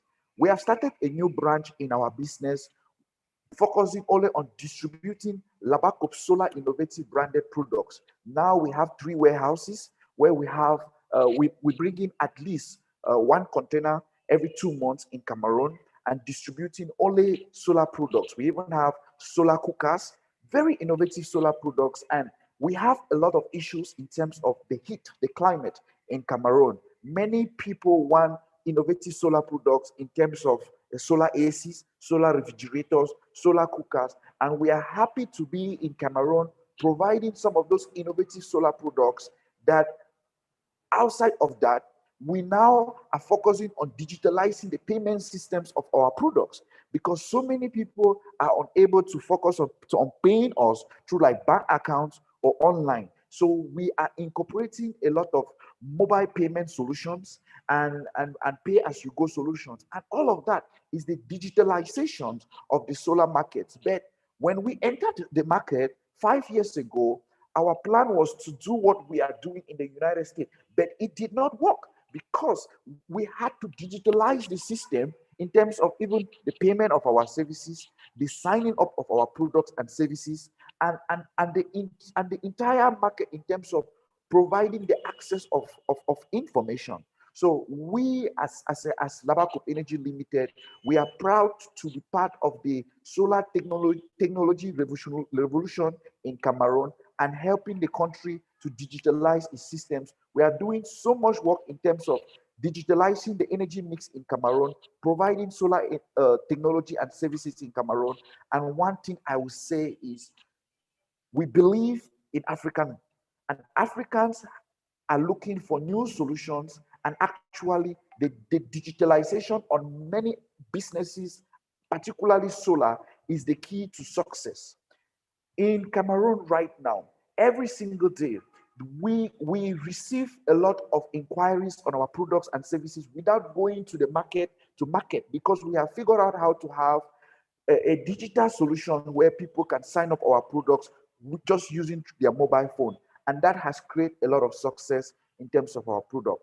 I'll stick around to answer some questions that you might have about how we are actually doing it, because in the beginning we had a lot of challenges, we had a lot of roadblocks, but we are actually in the market and we are doing it, and we are looking forward to working with a lot of companies in 3 countries, Cameroon, Nigeria, and Ghana, on how we can continue to increase and contribute to solar energy access, particularly the digitalization of solar in those markets. Thank you very much for giving me the floor to talk to you. Thank you, Bako. We actually, thank you for sharing with us insight regarding some key challenges that we face in the energy sector in Africa, such as the lack of energy infrastructure, the lack of awareness, and it's also good to see that you have a good initiative with the Labacop Solar Power Academy to enhance the knowledge of young practitioners and also raise more awareness. And also good to see that you're actually working on digitalizing your payment system. Now I will turn to our second panelist, Louise Mathu, who is lead consultant at Genius Consulting, where she provides regulatory policy and legal advisory services, and is very active within the renewable energy, e-mobility, climate change, and sustainability spaces. I think we can now share a presentation, and Louise, you have the floor.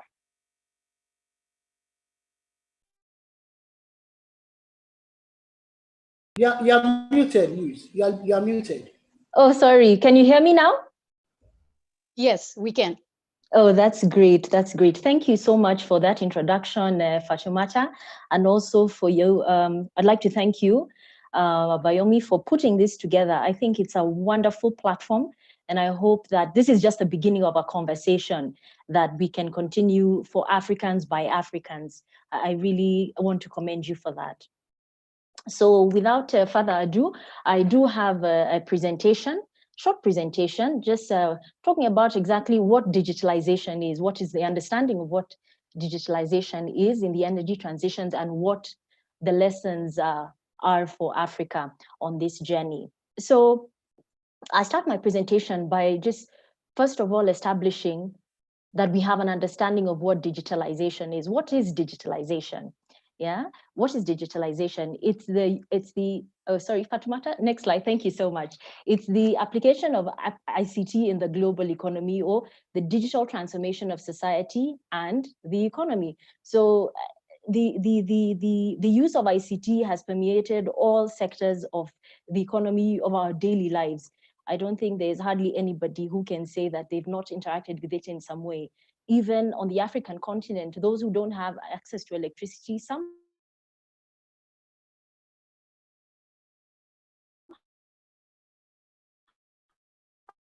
Hello, Louise. We cannot hear you. a mobile phone, and sometimes also, okay, how about now? Is that better? Is that better? Yeah, it's okay now. Yeah, it is. Oh, sorry about that. It's okay.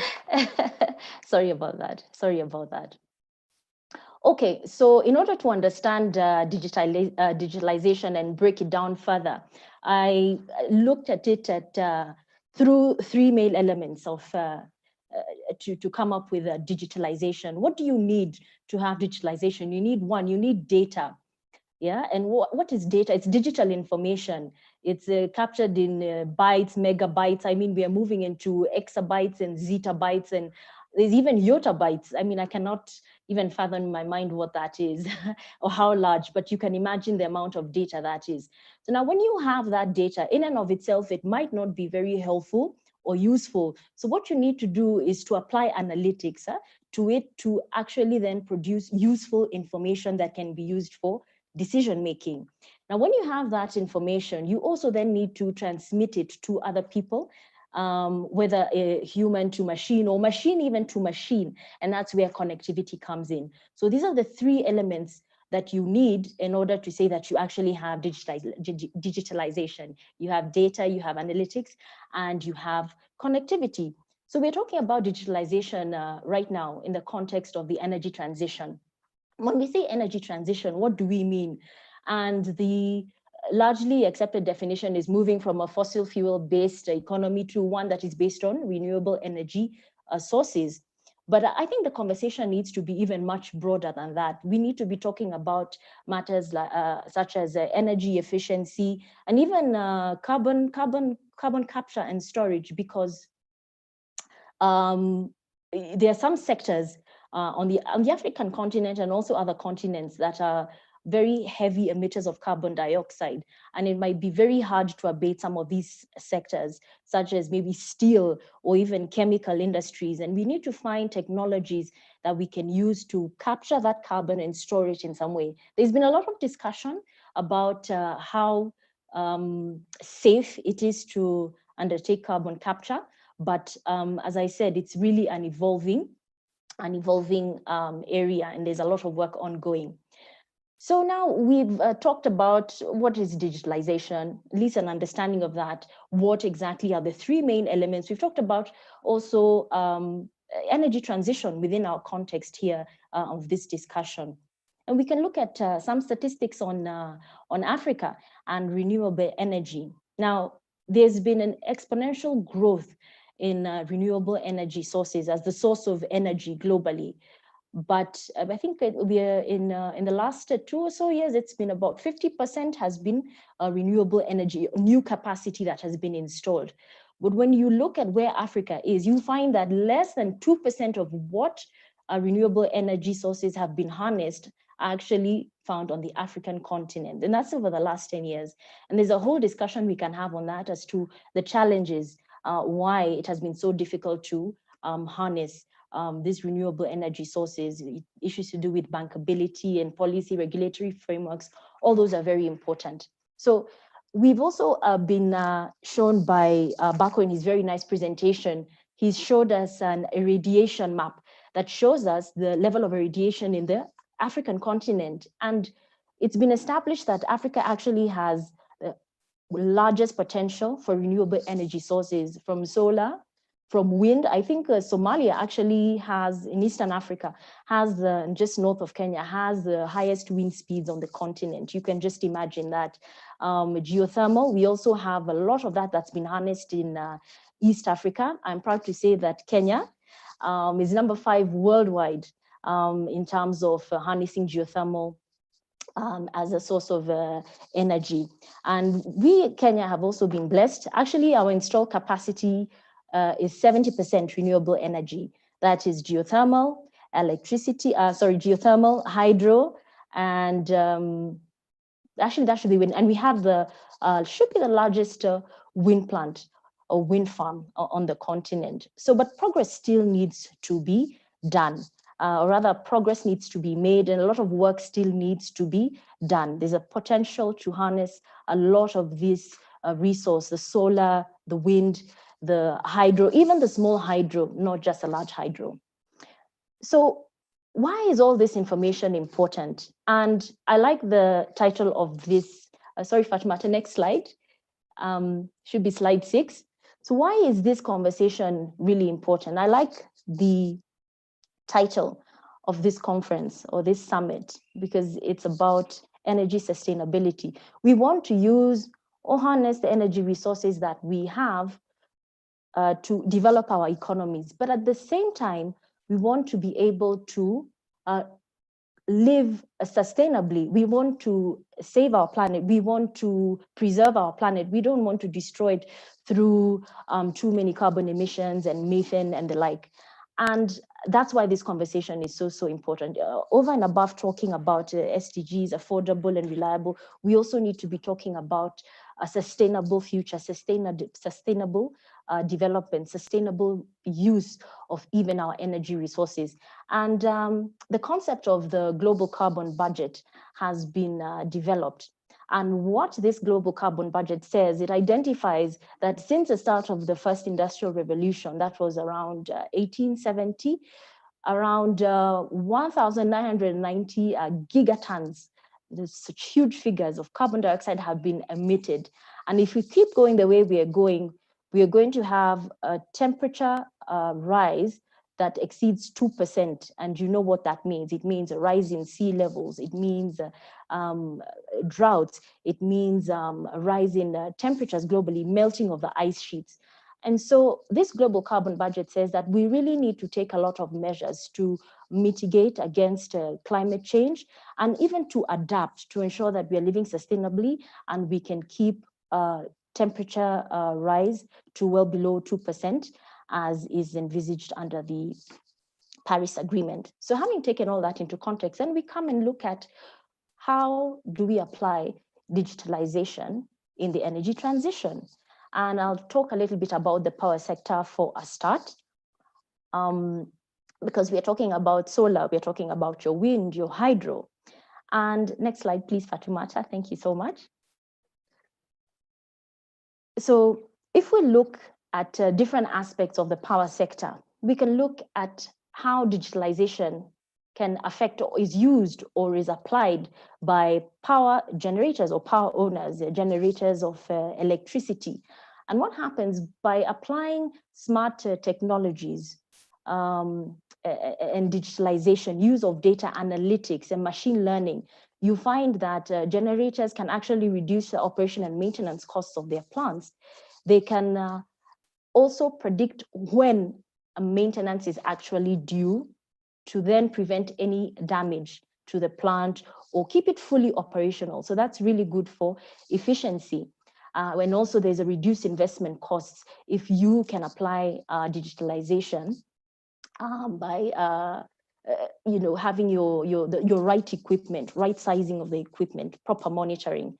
And estimates show that if digitalization is applied effectively in the power sector for power generators, these are utility scale power generators, you find that O&M costs, that's operation and maintenance costs, could be reduced by 5% over the next over 20 years. And subsequently also the life of these plants, usually 20, 30 years, can be extended for a further 5 years. So that's really one of the benefits. When we come to the utilities, power utilities, your distribution companies, your transmission companies, they also apply smart technologies. So a lot of power utilities have been applying smart technologies for some years now. And this would be the use of, say, data acquisition and analytics. But now it's becoming much, much more technical, much, much more advanced. And the benefits that utilities can gain from applying digitalization is, again, reduction in O&M costs, because then operation and maintenance of transmission lines, power distribution lines is done in a timely manner.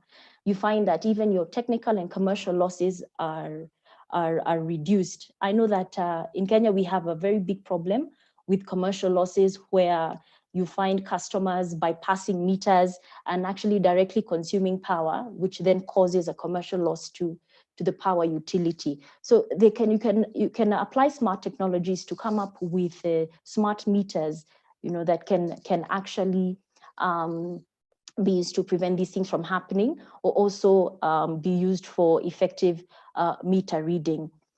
When it comes to integration of renewables, there's always been an argument that integration of renewables into the power grid or power system can be a challenge because of the variable nature of these technologies, your solar and your wind, very intermittent.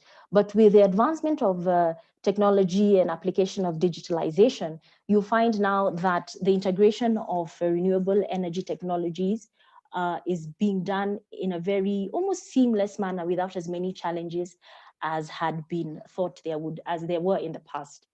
Another benefit that utilities can enjoy is also predicting demand. So there's always been a really big challenge. It's a global challenge, but I think so much more in Africa, where you have challenges matching your supply and your demand for electricity. But there's been a lot of innovation. I do recall seeing a couple of weeks ago that the e-guide initiative, it's an initiative that is being undertaken by various universities and also funded by Rockefeller Foundation, have come up with a predictive service, electricity prediction service, that can actually predict the demand of electricity in a particular area. And so the start of this predictive service will commence in Kenya. And the intention is to have this predictive service cover all countries in Africa by the end of 2021. So again, this is applying data, analytics, and machine learning to create efficiencies in the power sector. So other areas in which digitalization can be applied is in mini grids, distributed generation, or even embedded generation, where you can have your mini grids as well. We have the concept of prosumers, and this would be where you can have your solar plant, you generate, and for own consumption, when it's excess, you sell it to the grid. So we haven't applied this in Kenya or anywhere else in East Africa, but that discussion has been ongoing, and definitely applying digitalization, the right metering technology to this kind of concept would be very beneficial. Again, we can use drones to undertake surveillance of power transmission lines. You know, these transmission lines traverse so many remote areas, and it's sometimes hard to get manpower there. And there are also safety issues for the staff. Drones are also ways in which digitalization can really come into to aid the power sector. The Internet of Things, we have a lot of intelligent machines in our own homes. There's a lot of automation. And so all this is using digitalization, data, analytics. Next slide, please, Fatumata. So other ways in which digitalization has been applied is in pay-as-you-go solutions. So this mainly leverages or harnesses mobile phone technology and your digital platforms, a digital technology to enable customers access power and pay for it through their mobile phones. And blockchain technology, I think this is a really next big thing. Blockchain technology has been used in Europe to pay for electricity through use of Bitcoin. And this started, I think, in Netherlands. It's gone on to Germany. There's also been discussions about how blockchain technology can be used to unlock financing for independent power producers in Africa. And we heard in previous presentations earlier on today that getting a project to be bankable, unlocking that financing can be quite a challenge. Blockchain can be used to harness that. So other areas, I've spoken about the power sector, but other areas that we need also to be looking at, we need to be looking at buildings. Buildings also consume a lot of energy. In fact, statistics say that over 50% of energy demand goes to buildings, and there's a lot of inefficiencies in buildings, from the lighting, from the design, from the use of the materials. So much can be done harnessing digitalization to ensure that there's a lot of efficiency, energy efficiency in our buildings. This also goes to industry, where processes can be much, much more automated, and this can then enable the use of digitalization. The last one I would talk about on that aspect is mobility. So on the African continent, the countries that have really taken up electric vehicles would be South Africa, that's taken the lead. But even then globally, the number of vehicles, electric vehicles, is rather low, it's actually quite low. But we do have uptake of electric bicycles, electric motorcycles. I know we have a big problem in Kenya with motorcycles that really do cause a lot of pollution. And there have been measures put in place to try and encourage the use of electric vehicles. Another issue we need to think about when talking about mobility is what kind of energy is being used to charge these vehicles, because you could actually be using electricity that's generated from your diesel, from your coal, when you're charging an electric vehicle. So it does help, it minimizes the pollution by the car, but at the end of the day, the ideal is to have the generation also be from green energy, your wind, your solar, and your hydro. So I come to the last part of my presentation. What are the lessons for Africa? Having said all that, I like looking at challenges and opportunities, because in the challenges, therein lie the opportunities. So if we talk about automation, digitalization, like I talked about the drones that can be used to surveil transmission lines, that would definitely mean a cut or loss in human labor for power companies or transmission companies. But the thing is, then we need to reskill this staff. We need to train the workforce. We need to ensure that the courses that are being taught actually even at a university level are actually quite relevant to meet the needs of this new digital world, to be in line with the fourth industrial revolution. We missed out big on first, second, third. We're in the fourth. We really don't want to miss out on that. Data collection. So statistically, data collection on the African continent isn't that good. It's a challenge, but there's opportunities there as well. From an entrepreneur's perspective, there's an opportunity there to form companies to do data collection, analyze that data. They say data is a new oil, in and of itself might not be much, but what it can be used to do and the decisions can be made based on that data, massive. So as we talk about digitalization, we know then we are exposed to cyber crimes, cyber attacks, sabotage. But then what needs to happen is we need to build a digital resilience in our systems, in our power systems, in our power networks. Another thing we need to do is to look at our policies as African countries. A lot of the policies that we have are quite rigid and don't make room for the adoption of digital technology. So we need to create and build flexibility in them. We also need to try and undertake pilot projects, learn by doing, undertake a pilot project, make the mistakes, build back better and stronger. The next thing I will talk about with regard to challenges and opportunities are data privacy issues. With the collection of data being done so heavily by so many companies, it can tell you about what you're doing on your phone. It can tell you what you last looked at. It can predict what kind of information you like to. So there's a challenge here, because then there's the risk of data privacy for individuals being compromised. So there's a challenge there, but we need to tie that in by ensuring that the tech that is used is really superior, and we also have a policy regulatory framework to back that. Now, when we talk about data, Data means a lot of energy consumption. To have our data centers, the amount of energy, it's estimated at 1% of the global electricity demand just to run a data center. Now, right there is a problem because we are increasing energy demand and also issues to do with efficiency come up. So there's an opportunity there. Even as we grow the data, increase our data centers, how can we apply digitalization, smart technology to achieve efficiency? Research and development. Unfortunately, we have a challenge with this on the African continent. I was thinking to myself, we have so many PhD holders in this continent and master's degrees holders. And I ask myself sometimes, what are they doing? Are we actually researching? Are we putting in the right budgets, amounts to undertake serious R&D to create digital solutions for Africa by Africa? That's food for thought right there.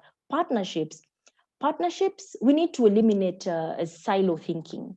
No one person can do this alone. Public sector cannot do this alone. Private sector cannot do this alone.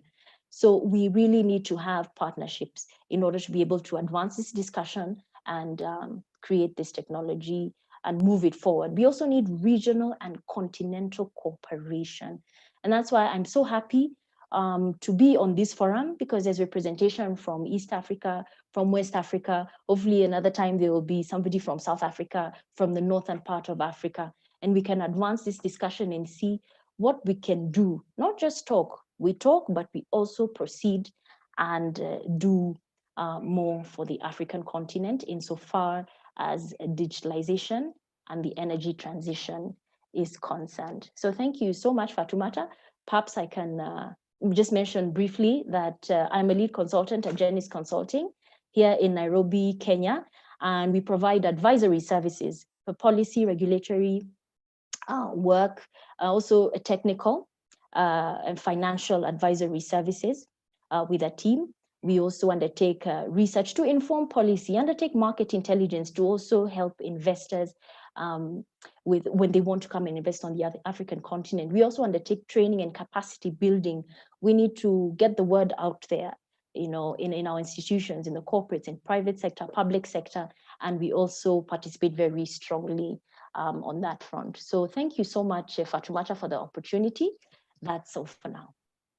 Thank you, Louise, for the interesting presentation that highlight how digitalization comes into play into the power sector with the reduction of operating and investment costs, which is also an important aspect to be taken into account. We also take good note that we need to tackle more some specific aspects such as energy efficiency, and we need to leverage from the current opportunity we have to face those challenges, such as building digital resilience in our power sector. Thank you again.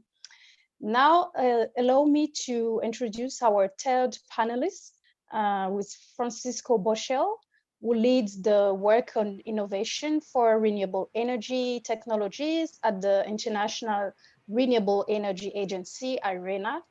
He focuses primarily on providing policy advice and guidance to countries regarding technology innovation, quality control, and standardization programs for a successful deployment of renewables. Francisco, the floor is yours. Thank you very much, Fatoumata, and thank you to Energy Intelligence for the kind invitation to IRENA and myself to participate in this very interesting event. As Fatoumata mentioned, the International Renewable Energy Agency, IRENA, is an intergovernmental organization that supports governments by providing policy and technical advice on how to accelerate the energy transition through renewable energy deployment. And I'm very happy to be here today sharing with you our insights on how digitalization is supporting the energy transition and the integration of renewables in energy systems. And I'm very happy actually to follow on the excellent presentations from Baco and Louise, who already highlighted very important aspects. Baco mentioned how digitalization is opening the door to new business models, to new ways to operate energy systems in communities, get access to electricity, etc. And Louise mentioned all the interesting aspects that on what is digitalization, how they are supporting the optimization of power systems, etc. So I hope my presentation will be complementary to the very good presentations we have heard before. First of all, let me start by giving you a bit of background on why renewable energy is getting now the preferred option in terms of new generation capacity in the power sector. And this is mainly an aspect related to economics. So what we see on the chart on the left is the levelized cost of electricity for onshore wind. The yellow line is the global levelized weighted average levelized cost of electricity of wind. And this gray band that you see is the cost of fossil fuel generation. So if we see at the yellow line, we see that it's already in the low range of the fossil fuel generation. Yeah? So it's already competitive at global scale. Now the green line is the average in Africa. And we see that is a little bit higher. And this is mainly because of the import of technology and also the local value chain. But what is important to highlight here is that it's already decreasing also in the African context. And on the right side, what we see is the levelized cost of electricity for solar photovoltaic systems. And here the difference with the fossil fuel or the competitiveness against the fossil fuel generation is even higher. We see that both globally average, so global average, which is the orange line, and the Africa levelized cost of electricity for photovoltaic is in the very low range of fossil fuel generation. So it means that also in Africa and at global scale, the cost of electricity produced by photovoltaic systems is very competitive in comparison to the conventional fossil fuel generation. Now, in our analysis to 2030 and 2040 on how the African continent may increase the share of renewables in their energy system, especially for the electricity sector, in view of the excellent resources, renewable resources that the continent has, is quite promising. So what you see on the screen is for the East Africa Power Pool, so the EAPP, the South African Power Pool, SAPP, and the West Africa Power Pool, WAPP. And you see the bars on what was the share of resources for generating electricity in 2018, but also our projections, which are the IRENA projections by 2040. And what we can see is that we see that all the regions have a huge potential to dramatically increase the share of solar photovoltaics, the yellow part, as well as wind generation, the green part, and continue to exploit their abundant hydropower resources. So in that scenario, with the right policies, we see that by 2040, on the one hand, the energy demand will increase between 3 and 4 times between 2018 and 2040 in all the different African regions showed on the slide, but also the share of renewables would be between 60 to 70% of the total electricity generated in the continent. Basically, as we said, because of policies, targeting low carbon technologies and sustainable technologies, but also because, as we mentioned before, the competitiveness of these technology options. So this is very much aligned with what Louise mentioned to us before, of having around 70% of total generation in Africa, sub-Saharan Africa, coming from renewable energy resources. So we share that view, and we have done the exercise to model these scenarios using computational tools. So what does it mean then in the next 10 years, so between now and 2030, in terms of investments for the African region? Well, we see that the investments in new electricity generation will be mainly on the orange boxes that you see there. So it's basically large hydro, wind, solar thermal, solar photovoltaic, biomass, and geothermal.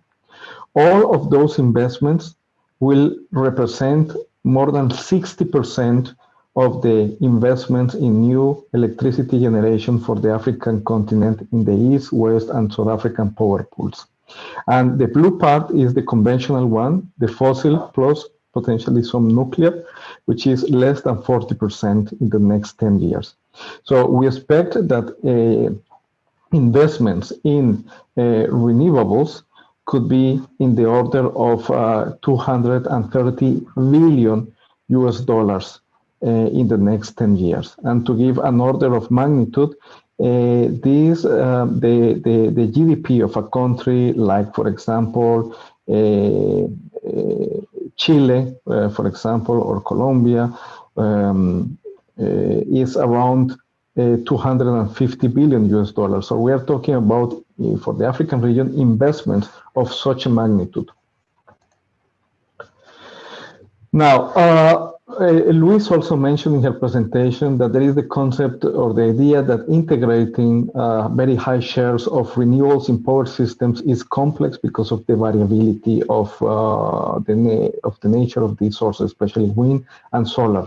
But what is important to keep in mind is that the key is to have power systems which are flexible. What means that they need to be flexible? It means that the power system can accommodate by changing the generation profile and the load profiles and the way that you operate the electricity grids in a way that you can accommodate such a variability. And for that flexibility, we have identified in IRENA 30 concrete innovations that you see on the screen now. And these innovations are not only on technology, but also innovations in business models, market design, and system operation. But if we look at the 11 innovations in enabling technologies, you will see that we have innovations related to energy storage.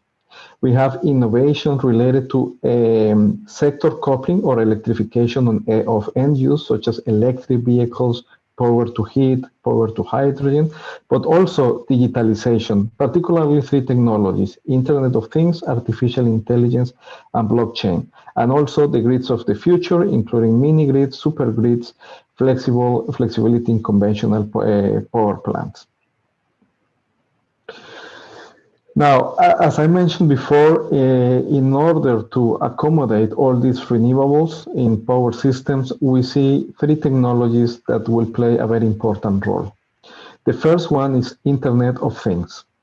So having globally, more than 75 billion devices connected to the internet in the next 5 years, we see that the amount of data that is available to optimize power system is huge. And now all these smart devices are able to transmit this data.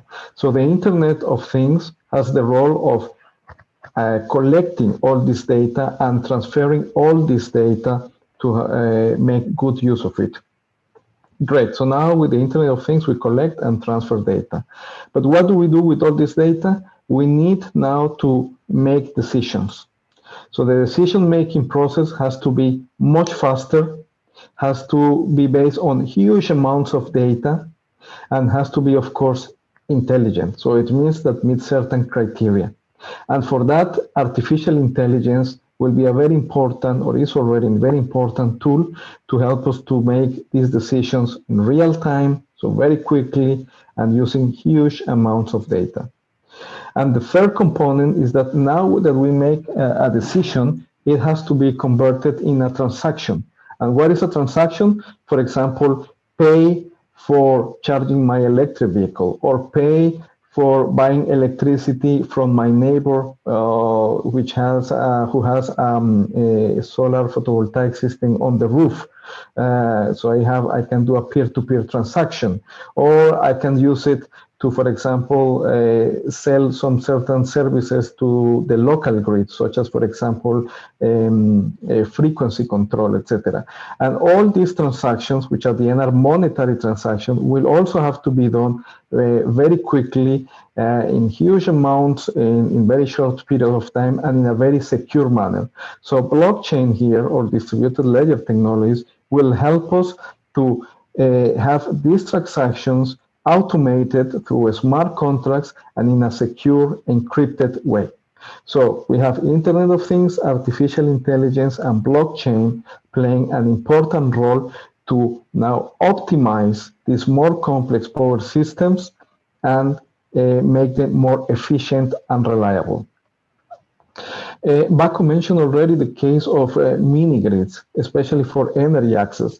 And this is already the case. In Tanzania, for example, we know that mini-grids actually are much more reliable, achieving up to 98% reliability in comparison to less than 50% reliability from the national grid. This is also related to the case that Baku mentioned, for example, in Cameroon, where now mini-grids supported by digital technologies are becoming not only a solution for energy access, but also for reliability.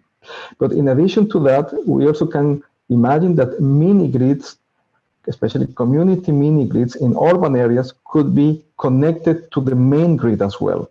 And now this mini-grid can become a electricity cell that can also support the reliability of the main grid, providing services such as the one that we see on the screen, ancillary services, flexibility through interconnectors, or reducing the congestion of distribution grid systems, and integrating more distributed energy resources like behind-the-meter storage, electric vehicles, etc.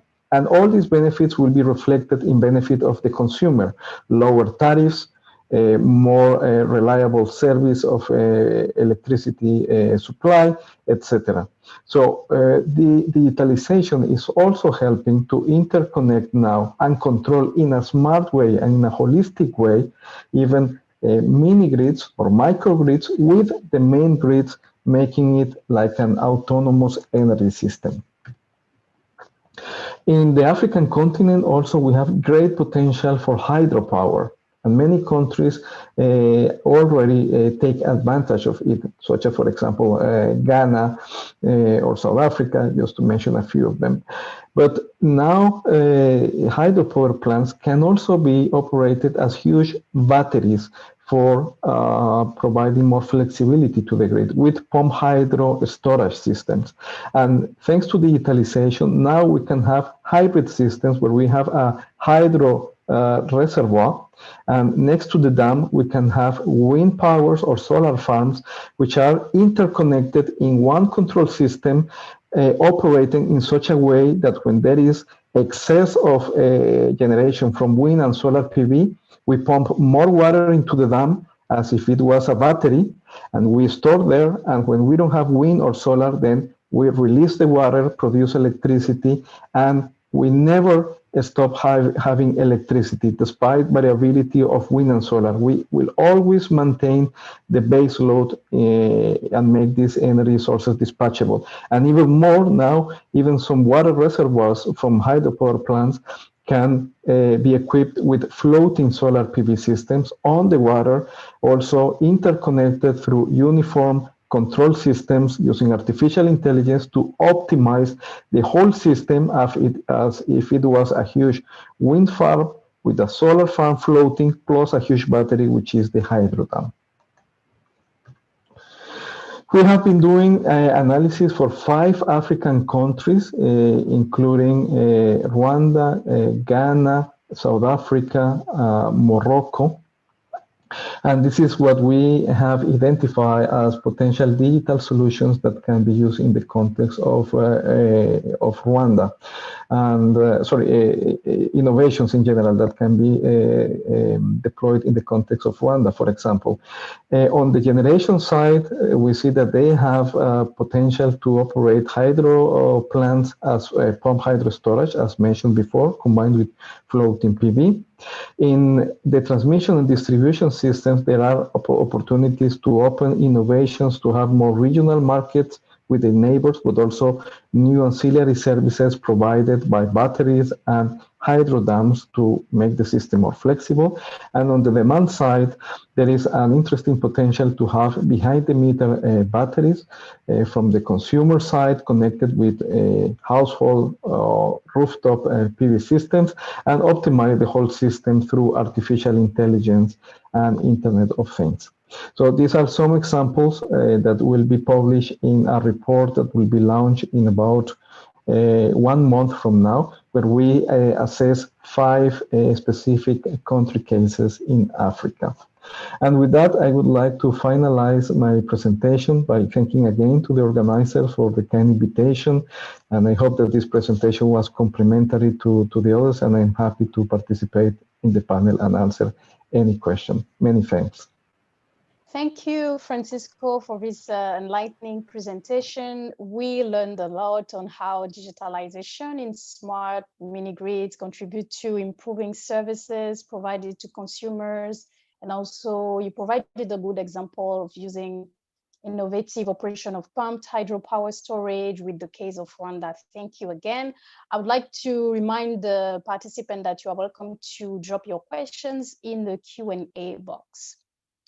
Now we will move to our next panelist, Akinwale Biobaku, who is CEO of Quantum Strategies and Energy Solutions Ltd, which is a business we focus on providing energy services, business strategy, and support and commercial solutions. Akinwale is a technical expert, a business strategist, and management consultant who has established a professional and excellent footprint spanning over 12 years in the energy, oil and gas, and power industry. He founded and currently manages and provides management consultancy to a couple of businesses, especially startups. Akinwale, the floor is yours.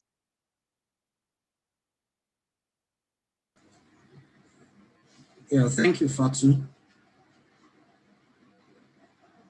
Yeah, and I want to say good afternoon to everyone. Can you all hear me? Yes, we can. Okay. Yeah, I want to thank Energy Intelligence for this opportunity to be a part of this summit. It's been quite engaging since I've been listening in since morning. And also Louise, Francisco, and Bako, your presentations were spot on. And I'll just want to speak to some of the points which you have raised in your presentations. And the discussion is ongoing, and we'll keep engaging as we progress, and eventually we reach the goal, wherein everybody, wherever we are in any part of the world, we have access to energy, sustainable energy, and all three. So I'd like to start by looking at the SDG 7, the Sustainable Development Goal 7, which speaks to access to energy, to universal access to affordable, reliable, sustainable, and modern energy for all by 2030. Now, that's a question, and we can have, come up with a question from there and ask, where are we 10 years away, 10 years to 2030, how far or how close are we to achieving this SDG 7? And it brings to the fore many of the issues that has been raised or points that has been discussed, in earlier presentations, by Bako, Francisco, Luis, talking about the contributions of the various companies and individuals and even countries, in addressing the issue of the energy gap in our society. So I would like to also, talking about digitalization, how has it impacted on energy, sustainable energy, what has been the impact of digitalization, on the energy, on energy. So I want to look at it from what I'll call the digital transformation pyramid. Louise has tried to help define what digitalization is, or in her definition, she did make mention that digitalization is the use of data to improve business and what have you. So in that pyramid I'm making reference to, you'll be looking at 3 aspect, three things: digitization, okay, and then you look at digitalization, and of course the digital transformation, which I believe is where we want to be, where there's a transformation of businesses, there's a transformation in the society. You know, everybody has access to energy, then there's a transformation. By transformation, we mean that using the digital information that we have, businesses are being transformed. It means there's increased revenue. That's on the side of a business entity, you know, looking at, okay, we're in business and then we're doing this. And on the side of a government or a non-governmental organization, and you're looking at the impact of digitalization, you're looking at, okay, how has the services been improved? What has been the impact of, or the effect of digitalization on the services being provided? So do people have clean energy? And this clean energy, how affordable is it? What percentage of the populace, you know, have access to it? And how far-reaching, you know, are the policies? How impactful are the policies of government on businesses, and at the same time on improving the lives and livelihood of the people that are being governed? So that's talking about the digital transformation pyramid. If I may just recount, you need to have the data, just like Louise said, you have the data and then you are able to analyze the data. And then from the analysis of the data, okay, let me break it down by saying you're looking at a housing scheme. Government comes up with housing scheme and says, okay, we have a housing scheme. We're trying to build a number of blocks of building for a particular region to meet the housing gap. Okay, but then just as we mentioned in one of the presentation, that housing demands a whole lot of energy. So when you say you're building, let's say 1,000 blocks of flats or building, the energy required, how do you meet it? They're going to be need for clean energy in terms of cooking. How do you meet those gaps? So these are questions that need to come up. And so when you have the data to say, okay, we have 5 million people living in a particular society, and we're building this number of housing, you know, for them, and there has to be an integration of that scheme with other aspects of with other policies or other programs of government or even the private sector, to say, okay, now we're talking about housing as an infrastructure. How about the energy infrastructure required to meet the energy demand when these houses and people are living in those houses? So I'm going to talk later on about integration, because these are very key. When we have government policies or we have programs, how integrated are they? You know, how integrated are they? So just the example I've just made, you have a housing, the housing scheme provide houses, yes, it meets a need of the people. How about the energy requirement of the people that will be living in those houses? They're going to need power to power their electronics, their gadgets, and what have you. They're also going to need energy for cooking. We'll talk about clean energy and what have you. So you need gas infrastructure, you need all of that. So all these things are interrelated. So that's talking about digitalization, and then we look at energy transition, and then we look at the energy triangle, you know, from the report from the Sustainable Energy for All project. You know, their report, that talks about in the energy transition triangle, you'll be looking at security and access, which has been touched on in earlier presentation. The energy we're talking about, we're talking about data, we're talking about, you know, information, we've talked about blockchain, we talked about artificial intelligence. All of this, you know, has a lot to do with data and then Internet of Things, you know. So then comes the issue of security. If you have an issue with the cyber security, there's a gap in, or a weakness, or a leak in the cyber space, what happens? Energy, you know, is like returning back to to status quo, and then you don't have anything. So all this you need to talk about. So in the triangle also you have environmental sustainability. I've had questions, being talked about a circular economy, being able to use a product and reuse the byproduct and all of that, so that you talk about recycling, reuse, and all of that. So how sustainable are these? Back in the days in Nigeria, we talked about, when you talk about soda, you're looking at glass bottles. And then we moved away from using glass bottles to start using plastic bottles. And all of that has become another nightmare, because now everywhere is littered with the plastic bottles, and then recycling is an issue. How much of investment are we seeing in this area? How much information do we have? How much data has been processed to say this is how much is being generated, how much is being generated annually in terms of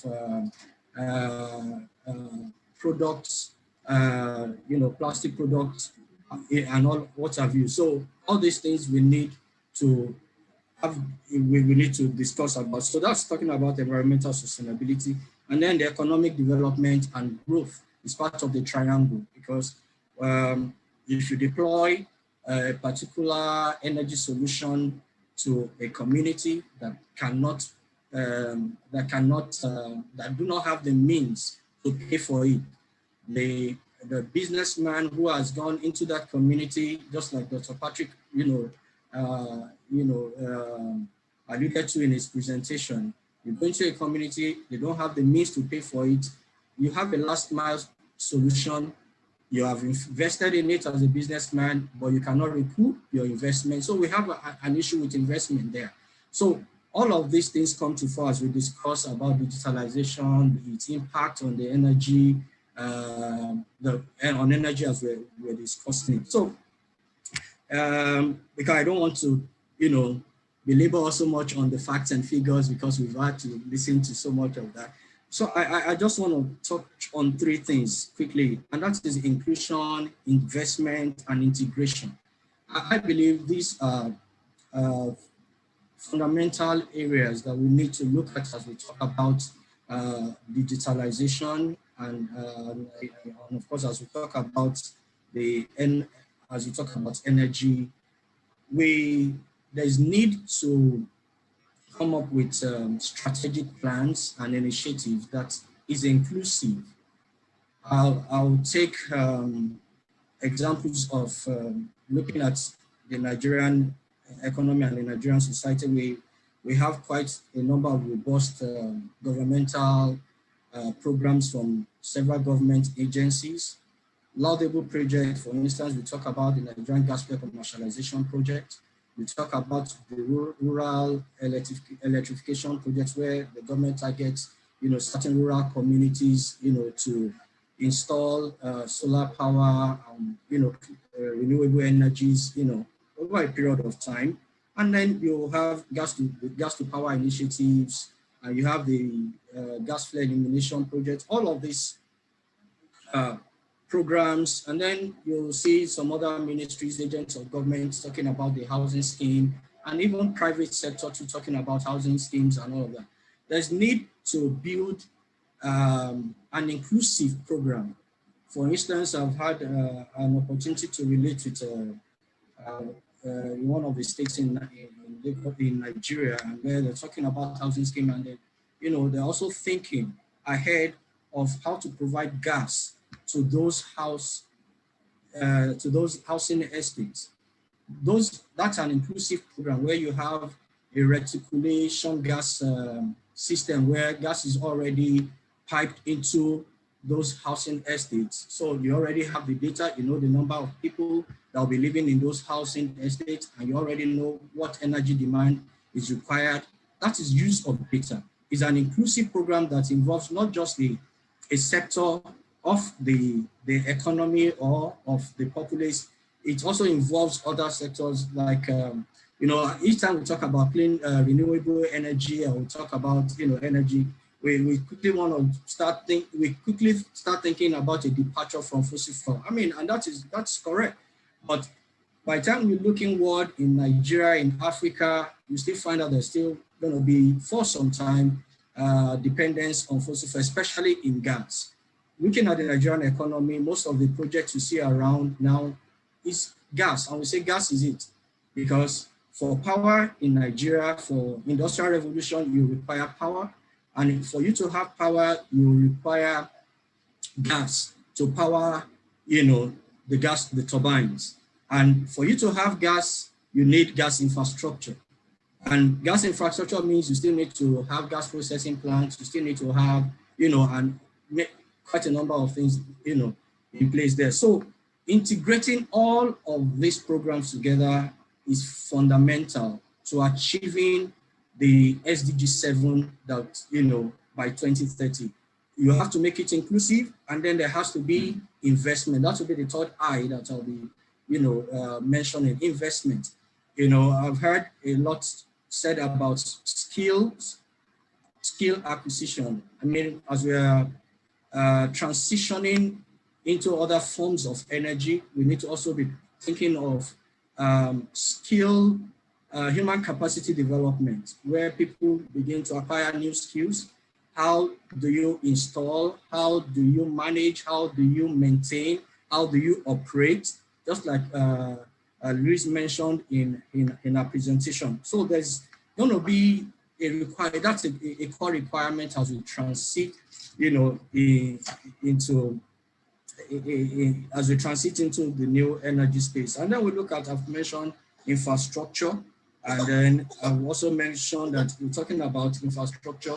We will need to talk about power, we need to talk about gas infrastructure. And then investment also talks about support to MSMEs. We have people in waste to power, people who waste to wealth, and then people who are in the waste collection. These are businesses that need funding, that need support. So I think I would like to stop here, by saying that the goal at the end of the day is that we have the ability, to identify who needs energy and in what volume. We must at the end of the day, the ability or the capacity to identify who needs energy and in what volume do we need the energy. And that ability should go further to be able to deliver or provide that energy at the right place, the right time, and also must be affordable. So in our discussions, in all of our engagements, these are things we need to look at. And from a management consultant standpoint, a business strategy standpoint, I think these are areas that we really need to focus on as we take in data, we process data, and then even from a construction and engineering design standpoint, so these are areas that are of major concern, Thank you. Thank you, Akinwale. Actually, I like your last point where we actually definitely need to identify the appropriate demand for, in order to better deliver energy services. Thank you also for pointing out the need to integrate innovation programs with current policy to address environmental sustainability that poses the issue of the investment issue. And also the need to bring inclusive initiatives which involve all sectors. And actually, this is very important if we want to improve efficiency within the energy sector. Thank you again. The last panelist for this session is Tina Tiboui, who is a successful energy professional and commercial executive with over 6 years of experience in the energy and power generation industry. She currently leads the off-grid energy portfolio for West Africa at Schneider Electric, which is one of the leading companies in digital transformation of energy management and automation solutions worldwide. Tina, you have the floor.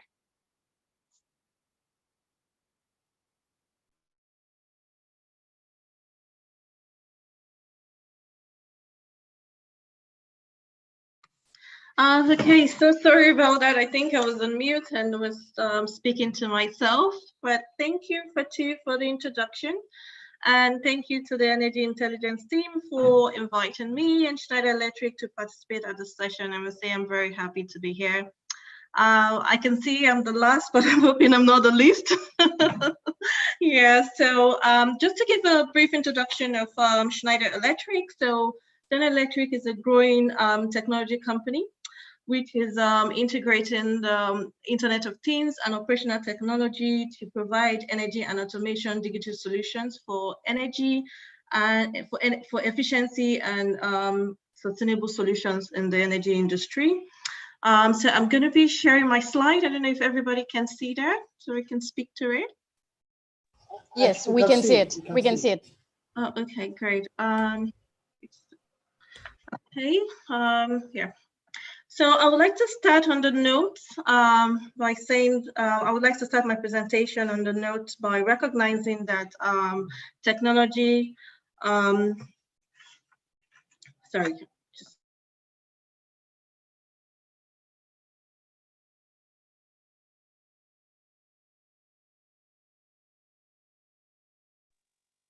Hello, Tina. We cannot hear you anymore. You are mute. Oh, seems like she's muted. Yeah. You need to unmute. Okay. Yeah, sorry it's good about now. that. Can you hear me now? It's okay. Yes, we can. Thank you. Great. Okay. So sorry about that. I was actually saying that I would like to start the presentation on the note that we have to recognize that technology is inevitable in our everyday lives. I think the other speakers have really spoken elaborately on this, and you have to agree with me that life without technology is pointless in today's dynamic world. I usually like to use how dependent we are on, especially like our cell phones, and computers, and how technology practically drives our personal lives. I think the same thing is applicable to the energy industry. The world appetite for electricity is growing, and energy demands, energy markets are changing globally. So I would like to share some statistics to this. Going by the International Energy Agency, IEA, which estimates that by the year 2040, annual global electricity consumption will be 70% higher than what it is today. And if we bring it down to a more regional level, Africa is also being estimated by IEA that Africa would experience the highest growth in energy demand in the coming decades. And this population increase would actually exceed 2 billion before 2050, accounting for half of the global population increase. So the question here would be, what does this mean for Africa economy, and what does it mean for the energy industry?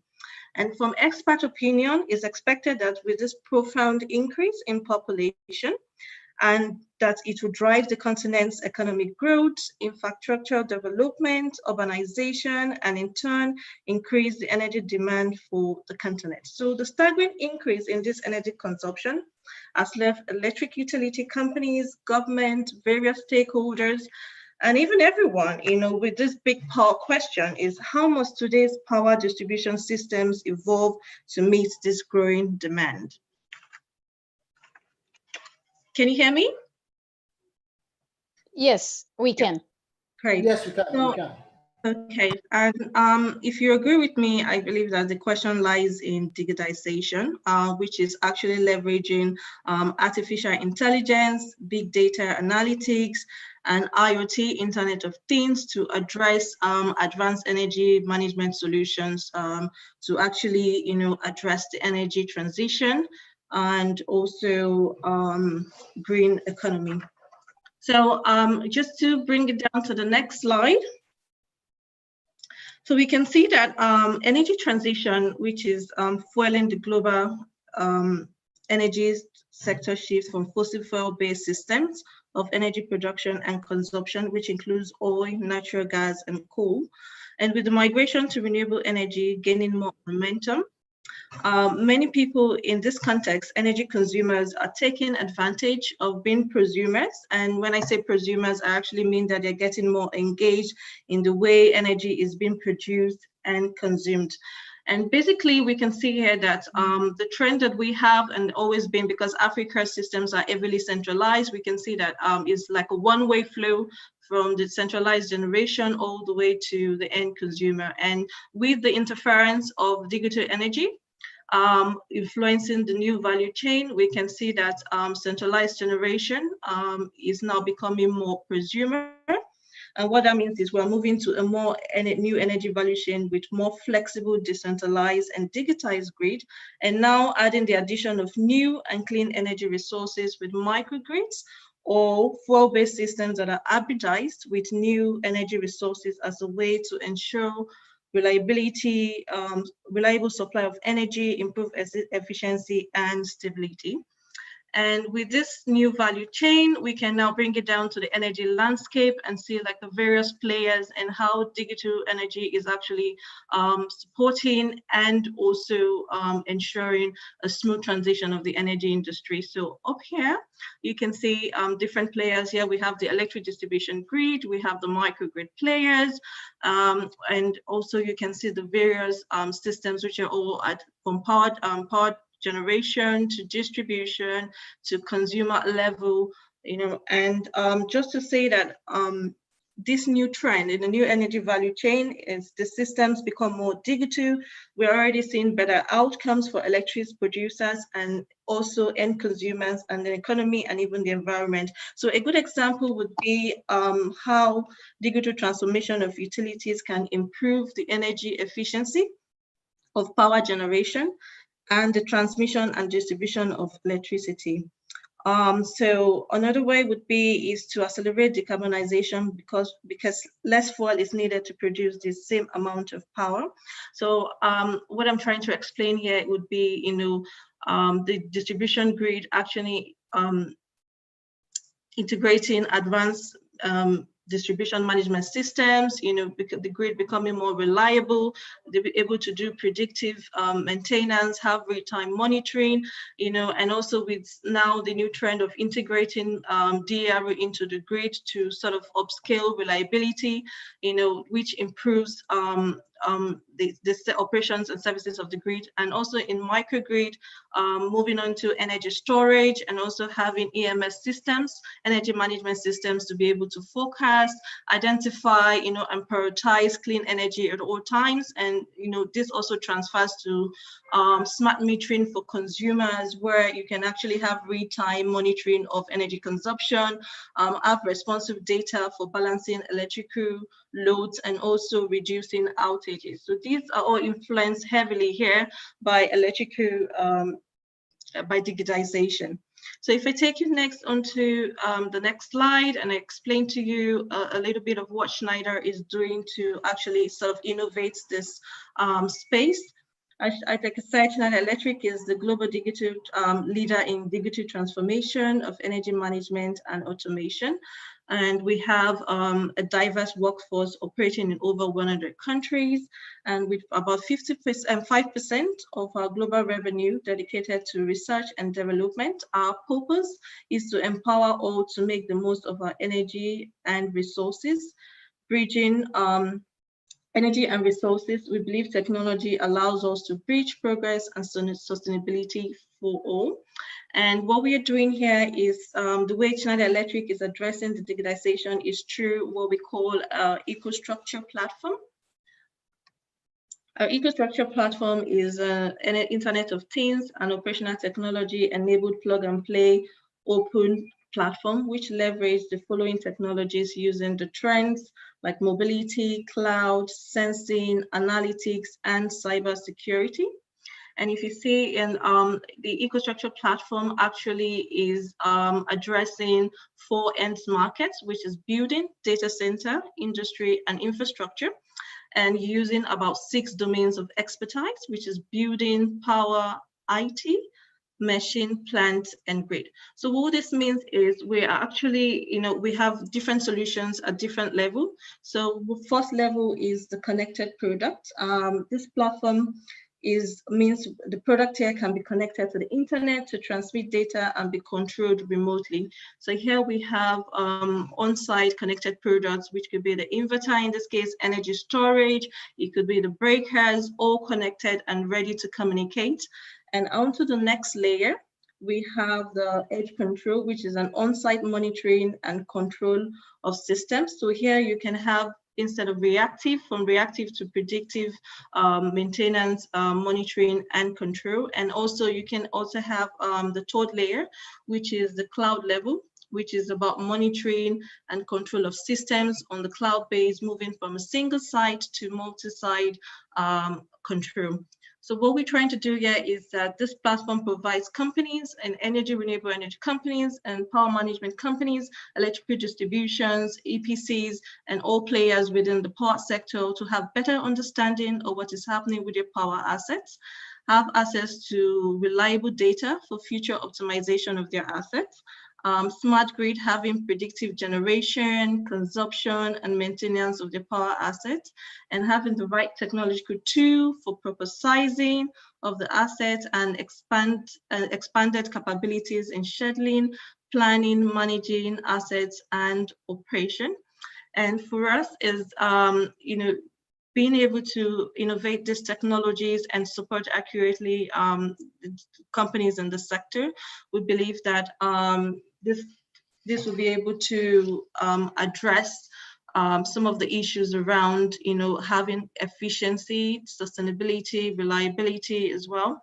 And just to take it on and to just show you a bit of a few companies, bringing it back locally to Nigeria, a few companies that we've supported with the 4 end market that we are addressing. This is a data center, providing all our connected products and also having edge and also cloud-based products to support them both on the cloud level and on-site level as well. And also addressing mini-grid projects, which in this case is addressing healthcare. Also, this is a multi-site, and we've been able to actually, use our solutions and innovations to support this company in addressing this project, and also mini-grid projects for rural communities as well. And so just to round up a little bit, I would like to say that the demand for energy will continue to grow under the pressure of the 3 megatrends, which is urbanization, digitalization, and industrialization. And the growth will continue to stress on infrastructure, transportation, public services, and also energy and energy demand. So what for us is we need to begin to look at ways we need to reduce carbon emission by reducing dependency on fossil fuels, and are concentrating more on renewable energy sources, and also advanced management systems, digitized advanced management systems that will actually support us to be able to achieve this smooth transition. And we also need to step up our efficiency in responding to energy demand by being very efficient in the way we begin to produce energy, either through distributed renewable distributed energy resources, and also the way we consume electricity. And for us at Schneider Electric, we believe heavily in digitalization and how we use the digitization to be able to support companies in the sector. We're very collaborative. We're a global company, the most local global company, and we're very local, supporting developers. This is a non-exhaustive data of how much we're actually supporting in the sectors and how we're actually using digitalization, to be able to provide energy management solutions that are helping to address some of the challenges that energy companies and consumers actually face in the industry. Thank you. Thank you, Tina, for sharing with us your expertise, especially with the EcoStruxure system architecture, which is very innovative by providing different solutions at different levels. Thank you again. Now we will proceed with our Q&A session. We have some questions already, so I will start with the first question. Which fuels and technologies are poised to do well in the post-Paris Agreement, a new energy order? Who would like to take this question? If you want, Fatuma, I can start. Please go ahead. Thank you. So in order to achieve the Paris Agreement scenario in the case of the limit the increase of the global warming by less than 2 degrees, the analysis indicates that we need at least 86% or close to 90% of all electricity generated globally coming from renewable energy sources. And basically what we would need is a close to zero electricity sector or energy sector better by the mid of this century, and a completely zero carbon energy sector by 2060. So I think that based on such an analysis and objectives that we have, the answer is that the way to go is renewable energy sources. Now, among those, there are two which we see will play an important role in electricity systems. One is solar photovoltaic, and the other one is wind, including onshore as well as offshore wind, followed by hydro, geothermal, and ocean energy technologies. Thank you, Francisco. If there's any other panelists who want to add to what Francisco said, or we'll move to the next question. Okay, we'll move to the next question. So we talked about various means of integrating digitalization into the energy industry with the Internet of Things, artificial intelligence, blockchain, and many more. Now, how do we move into action in terms of how do we ensure that Africa properly leverage from these innovations to advance the energy transition?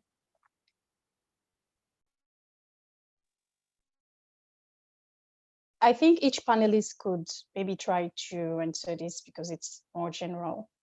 So I will start with Bako, if you like.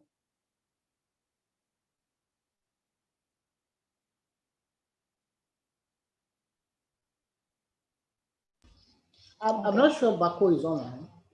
Oh, all right. So I'll go to Louise, if Louise would like to answer to this question. Sure. Fatu, thank you so much for that question. So how do we move from having all these great ideas and its exchange of information into action? All right. I mentioned in my presentation that we have a challenge on the African continent in actually collating and collecting data, because if you don't collect data, then you're not able to make informed policy decisions on the way forward. So I think one way we can move forward into action is now to take concrete steps towards consolidating data collection, be it from utilities, from private actors as well, even from the consumers themselves. We had a discussion, I had a discussion in the earlier forum, or rather session, where they were talking about a real lack of awareness among even the public in Nigeria about what is happening in the renewable energy space. How can you have a plant that is 200 megawatts in size injecting power and nobody seems to know about that? I think we really need, one, proper collection of data. Two, we need to create a lot of awareness and the energy intelligence. Thank you so much for this forum. This is one way of doing it, to create a wider reach. Now with the COVID pandemic, everybody's online. So it's a really a great step. So I'll stop at those two and give my counterparts an opportunity to add onto that. Thank you. Thank you, Louise. Mr. Akinwale, do you want to take this?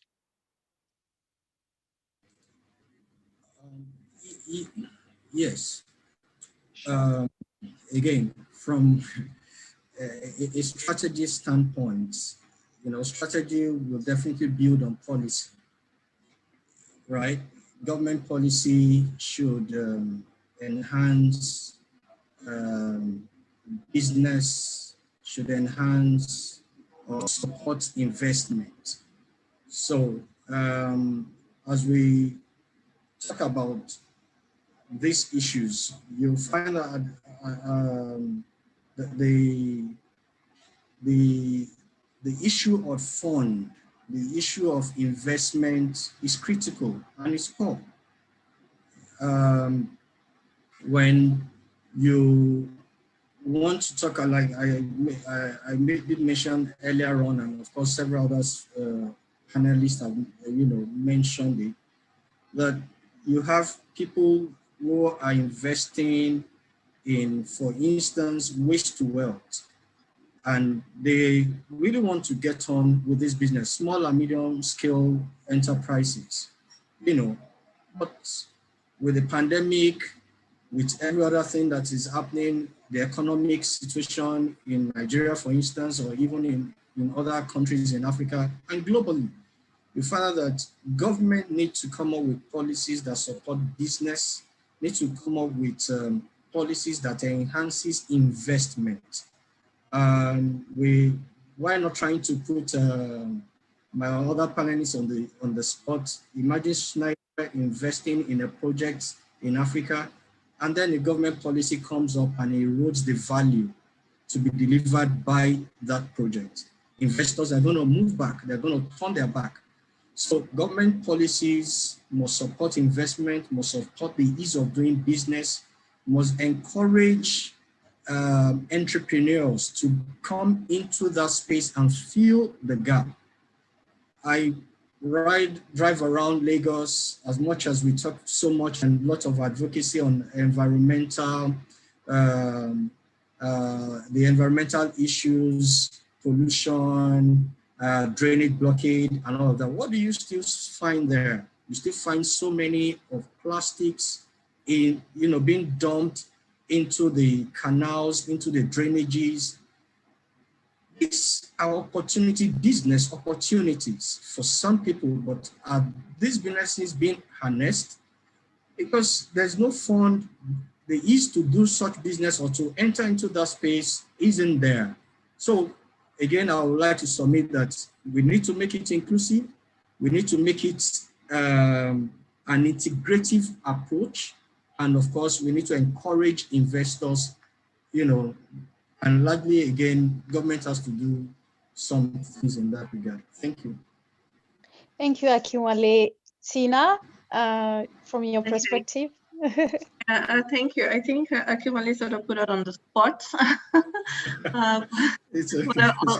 I'll try not to address that really. Yes, but I do support everything you've said and what the other panelists have said as well. But yes, this has to be inclusive, affordable, and sustainable. And yes, I would also speak to government policies sort of supporting such regulation. And let's look at electrical distribution first of all. So most of our utilities are really not operating on smart grid solutions as it is, and I think that's something government has to come in and sort of standardize, because a smart grid enables more flexible and nimble operations, both of which are key to renewable energy systems as well. And now that a lot of the distribution utilities are now beginning to integrate renewable energy into their grid, so I think government policies supporting this would be very great, and that would be a good way for industry players to begin to adopt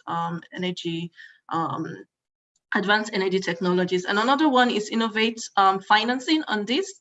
Usually, advanced energy technologies have high capital costs, which hinders a lot of the companies to take up most of these energy efficient solutions and then deploy, so I think government also needs to sort of should help consumers in buying these technologies or solutions, you know, through, it could be through low interest loans, you know, or some incentives in the sector. I think in Nigeria, we have a few of those interventions going on. I didn't want to mention names, but yes, with the REA and the World Bank, you know, so, and also sort of and enforcing, you know, specification and standards as when it comes to these interventions as well, intervention programs. So yes, I'll speak to that. And also for we Schneider Electric, what we try to do is also to build the capacity of industries, capacity of energy companies here, both at the utility level and also at the microgrid level. We actually train them on our different cutting-edge solutions and the trends that are in the sector. So they, in other words, to build human capacity, as they also get to have intense knowledge of the solutions and also become autonomous in deploying these solutions. Yeah. Thank you, Tina. I have one last question. Are there limits to growth for renewable energy? The question is open for whoever wants to answer. Maybe I can give it a start, and the colleagues can. So yes, please go ahead. Thank you. So actually, as I mentioned before, when we look at a new generation capacity, renewables is already the preferred option. Yeah, and let's say the possible. I mean, economically, it's already competitive, so it's not competitiveness and cost is not an issue anymore.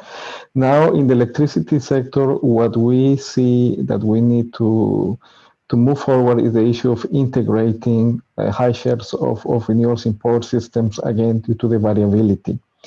And in the past, I remember when I joined IRENA 7-8 years ago, some countries were saying, oh, more than 10% of wind and solar PV will be terrible for my grid, will collapse, everything. Well, today we already have several countries that have reached more than 50-60% of penetration of solar and wind in their power systems, and they are operating and the lights stay on.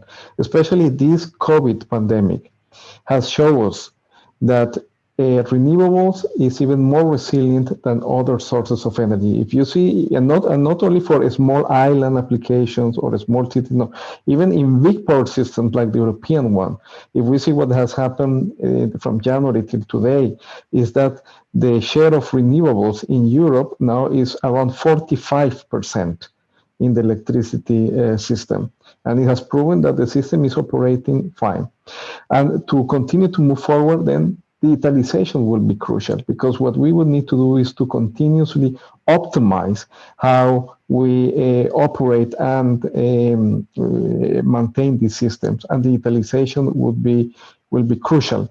And maybe linked to the previous question on what would be needed to accelerate the digitalization, and I agree with everything that the previous speakers have said. Maybe I would add just one more component, and it's the innovative business models. Here in IRENA, our definition of digitalization is converting data into value for the energy system. Converting data into value.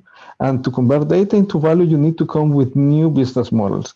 And Africa is not lacking entrepreneurs. It's not lacking good ideas. Actually, the pay-as-you-go system that now many regions around the world are using was incubated in Africa. It's an innovation coming from Africa. So the entrepreneurship and ideas coming from the region is amazing. So I think that these entrepreneurs need to be supported to come up with new business models that we monetize these opportunities and accelerate the digitalization and the optimization of the African power systems. Thanks. Thank you. I think Akinwale wanted to come up on this question, right? Yes. Okay, go ahead. Thanks, Fatu. Yeah, just to follow up with the response or contribution from of Francisco. I don't see the limit to digitalization and of course to renewable energy. That's the future. And some years ago, it was a myth. It seemed not achievable. It was even considered way, way expensive, if I may. It was considered for the high and mighty, but now it's supporting small business owners. It is supporting the people who are living in the rural communities. And so it's the future. And what I can say that as we keep going on, rather than be looking at or be talking about a limitation, we should be thinking of innovation. This we keep innovating. We keep developing better technology, better means of achieving energy efficiency, and it keeps going on. And let's not forget, we're talking about climate change here. It's facing us, it's something that is facing us, I mean, we're facing every day. We know it is real. I mean, again, I would like to make reference to the presentation of Dr. Patrick. Several hectares of land burnt, not by somebody lighting the farmland, but as a result of drought or what have you. It's climate change. I mean, I've seen what has happened in the Amazon forest and in other parts of the world. So the climate change is facing us and it's staring at us in the face. I mean, we are confronted with it every day. So the future is to see how we can bring carbon emissions, reduce carbon emissions. And if we have to do that, then we need to keep talking about renewable energy, clean energy. And if that discussion keeps going on, then I don't see any limitation. Rather, I see us innovating, making it better and better, even as we go into the future. Thank you. Thank you very much, Akinwale. Thank you, everyone. We had some very interesting questions from the audience, actually, and I hope that everyone enjoyed this Q&A session as I did. Now we'll take final thoughts from our panelists. So you can just give a 1-minute concluding statement on the topic. What do you want the audience to retain from this session? I will start with Louise.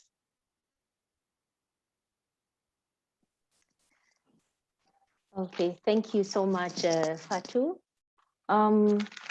So my parting remarks will be, number one, to thank again the Energy Intelligence. I think this kind of summit has been long overdue, and I hope there'll be others that will capture participation from the entire African continent, North, South, East, and West, Central. I think this is amazing. I think also another key takeaway that would be important for all of us is to think innovation. You know, as you ask that question, are there any limits to taking on renewable energy for Africa? And I actually thought about the financing, but as we've been told very well by Francisco, we need to then rethink our business models, come up with creative business models and be innovative, because the amount of intelligence, of knowledge that is housed within the African continent, the African people, the youth of the continent is massive, and we can harness that for a sustainable energy future. Thank you so much. Thank you, Louise. I'll give a floor to Tina for concluding remarks.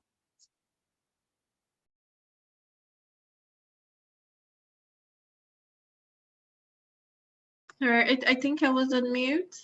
So I'm just gonna say that from all the brilliant presentations from the panelists, you know, and the key takeaway that I've gotten here is, even as Schneider, is digitization is driven by numerous factors, such as digitalization is influencing quite a lot in the sector, from metering to grid decentralization to growth in distributed generation, the integration of renewable energy, and is enabled by significant advances in data, analytics, and connectivity. And so we've also seen the benefits of having digitization, on energy systems, which, enables us to have the utilities to maintain grid stability and reliability, to be able to monitor the grid, have efficiency and reliability, and being able to optimize and have cheaper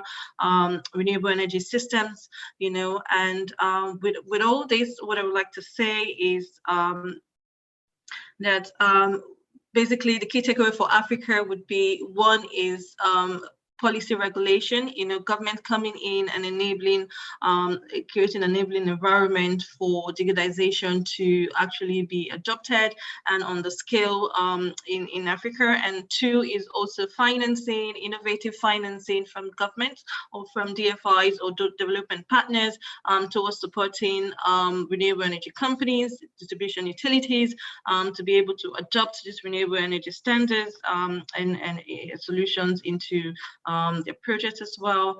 And lastly, what I would want to say is we should become very aware of the way we begin to generate and consume renewable energy to be quite efficient, optimized in terms of reliability, and also in achieving a smooth transition for the energy transition, a smooth transition to the energy transition. Thank you. Thank you, Tina. Francisco? Thank you, Fatu. Maybe I would like to just echo the messages from the previous panelists, especially Louise and Akinvale, on the importance of innovation. And I would like to remind you about one thing I mentioned in my presentation, and is that innovation is not only about technology.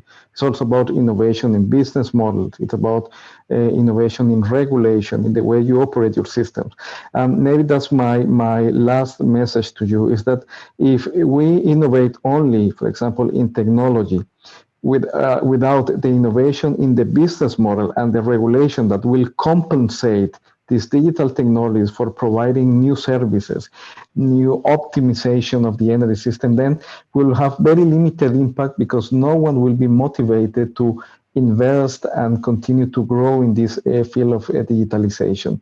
So we need to have an innovative approach and mindset that covers innovation in technology, but also the innovation in the business models, the regulation from our regulatory authorities, and the way we operate the systems to actually make the best out of it and scale it up at the fast pace that we needed, especially in a region with so many abundant resources such as Africa. Thank you, Francisco. Akinwale?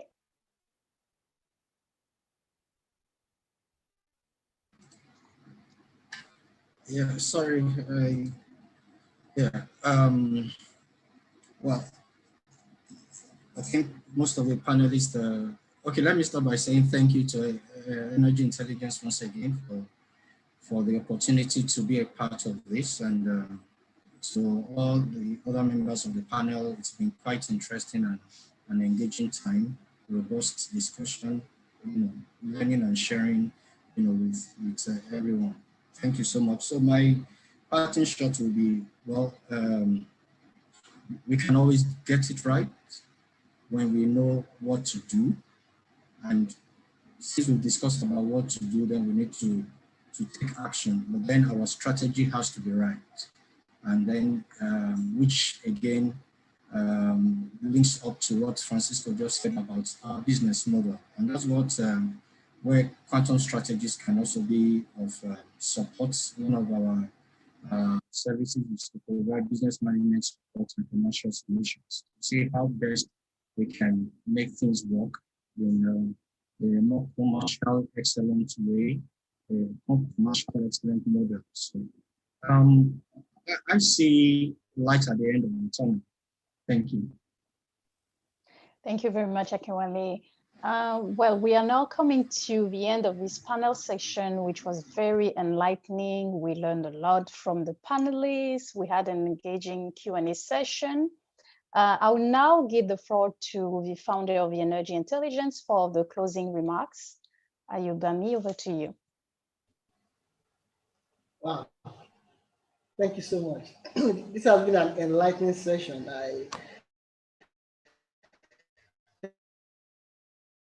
Thank you so much, Fatu, for this. Panelists, for honoring our invitation to be a part of this. And promoting sustainable practices across all sectors, especially in Africa, is not an easy task, and definitely it's not a day's job. Like Louise said, definitely there'll be other summits that will come up from this by next year, by God's grace, and where we bring expert policy makers from the government now, so that they'll be a part of this. We actually reached out to some government representatives, but due to one reason or the other, they couldn't be a part of this. This summit is something that the government needs to be a part of, to hear to know what the players in the sector are facing, and then for them to know what solutions to provide. So once again, I want to appreciate each and every one of the panelists for being a part of this.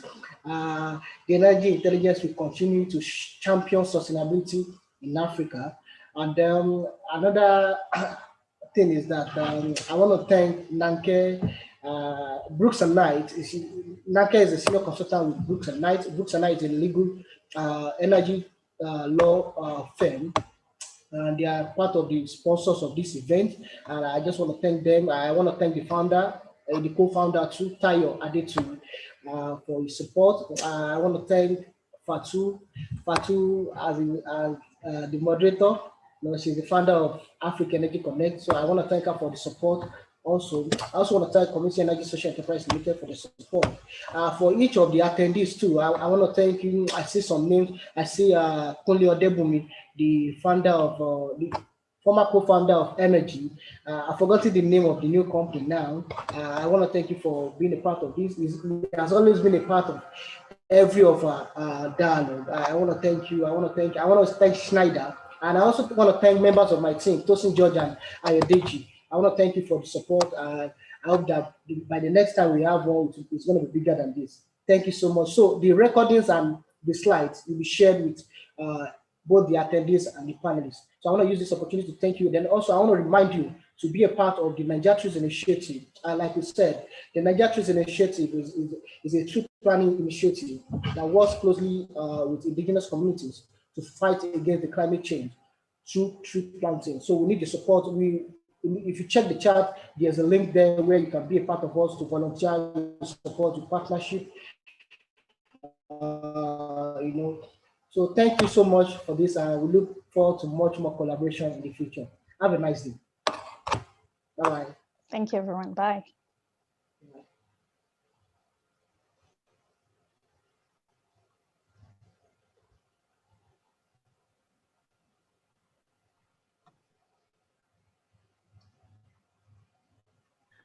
Okay.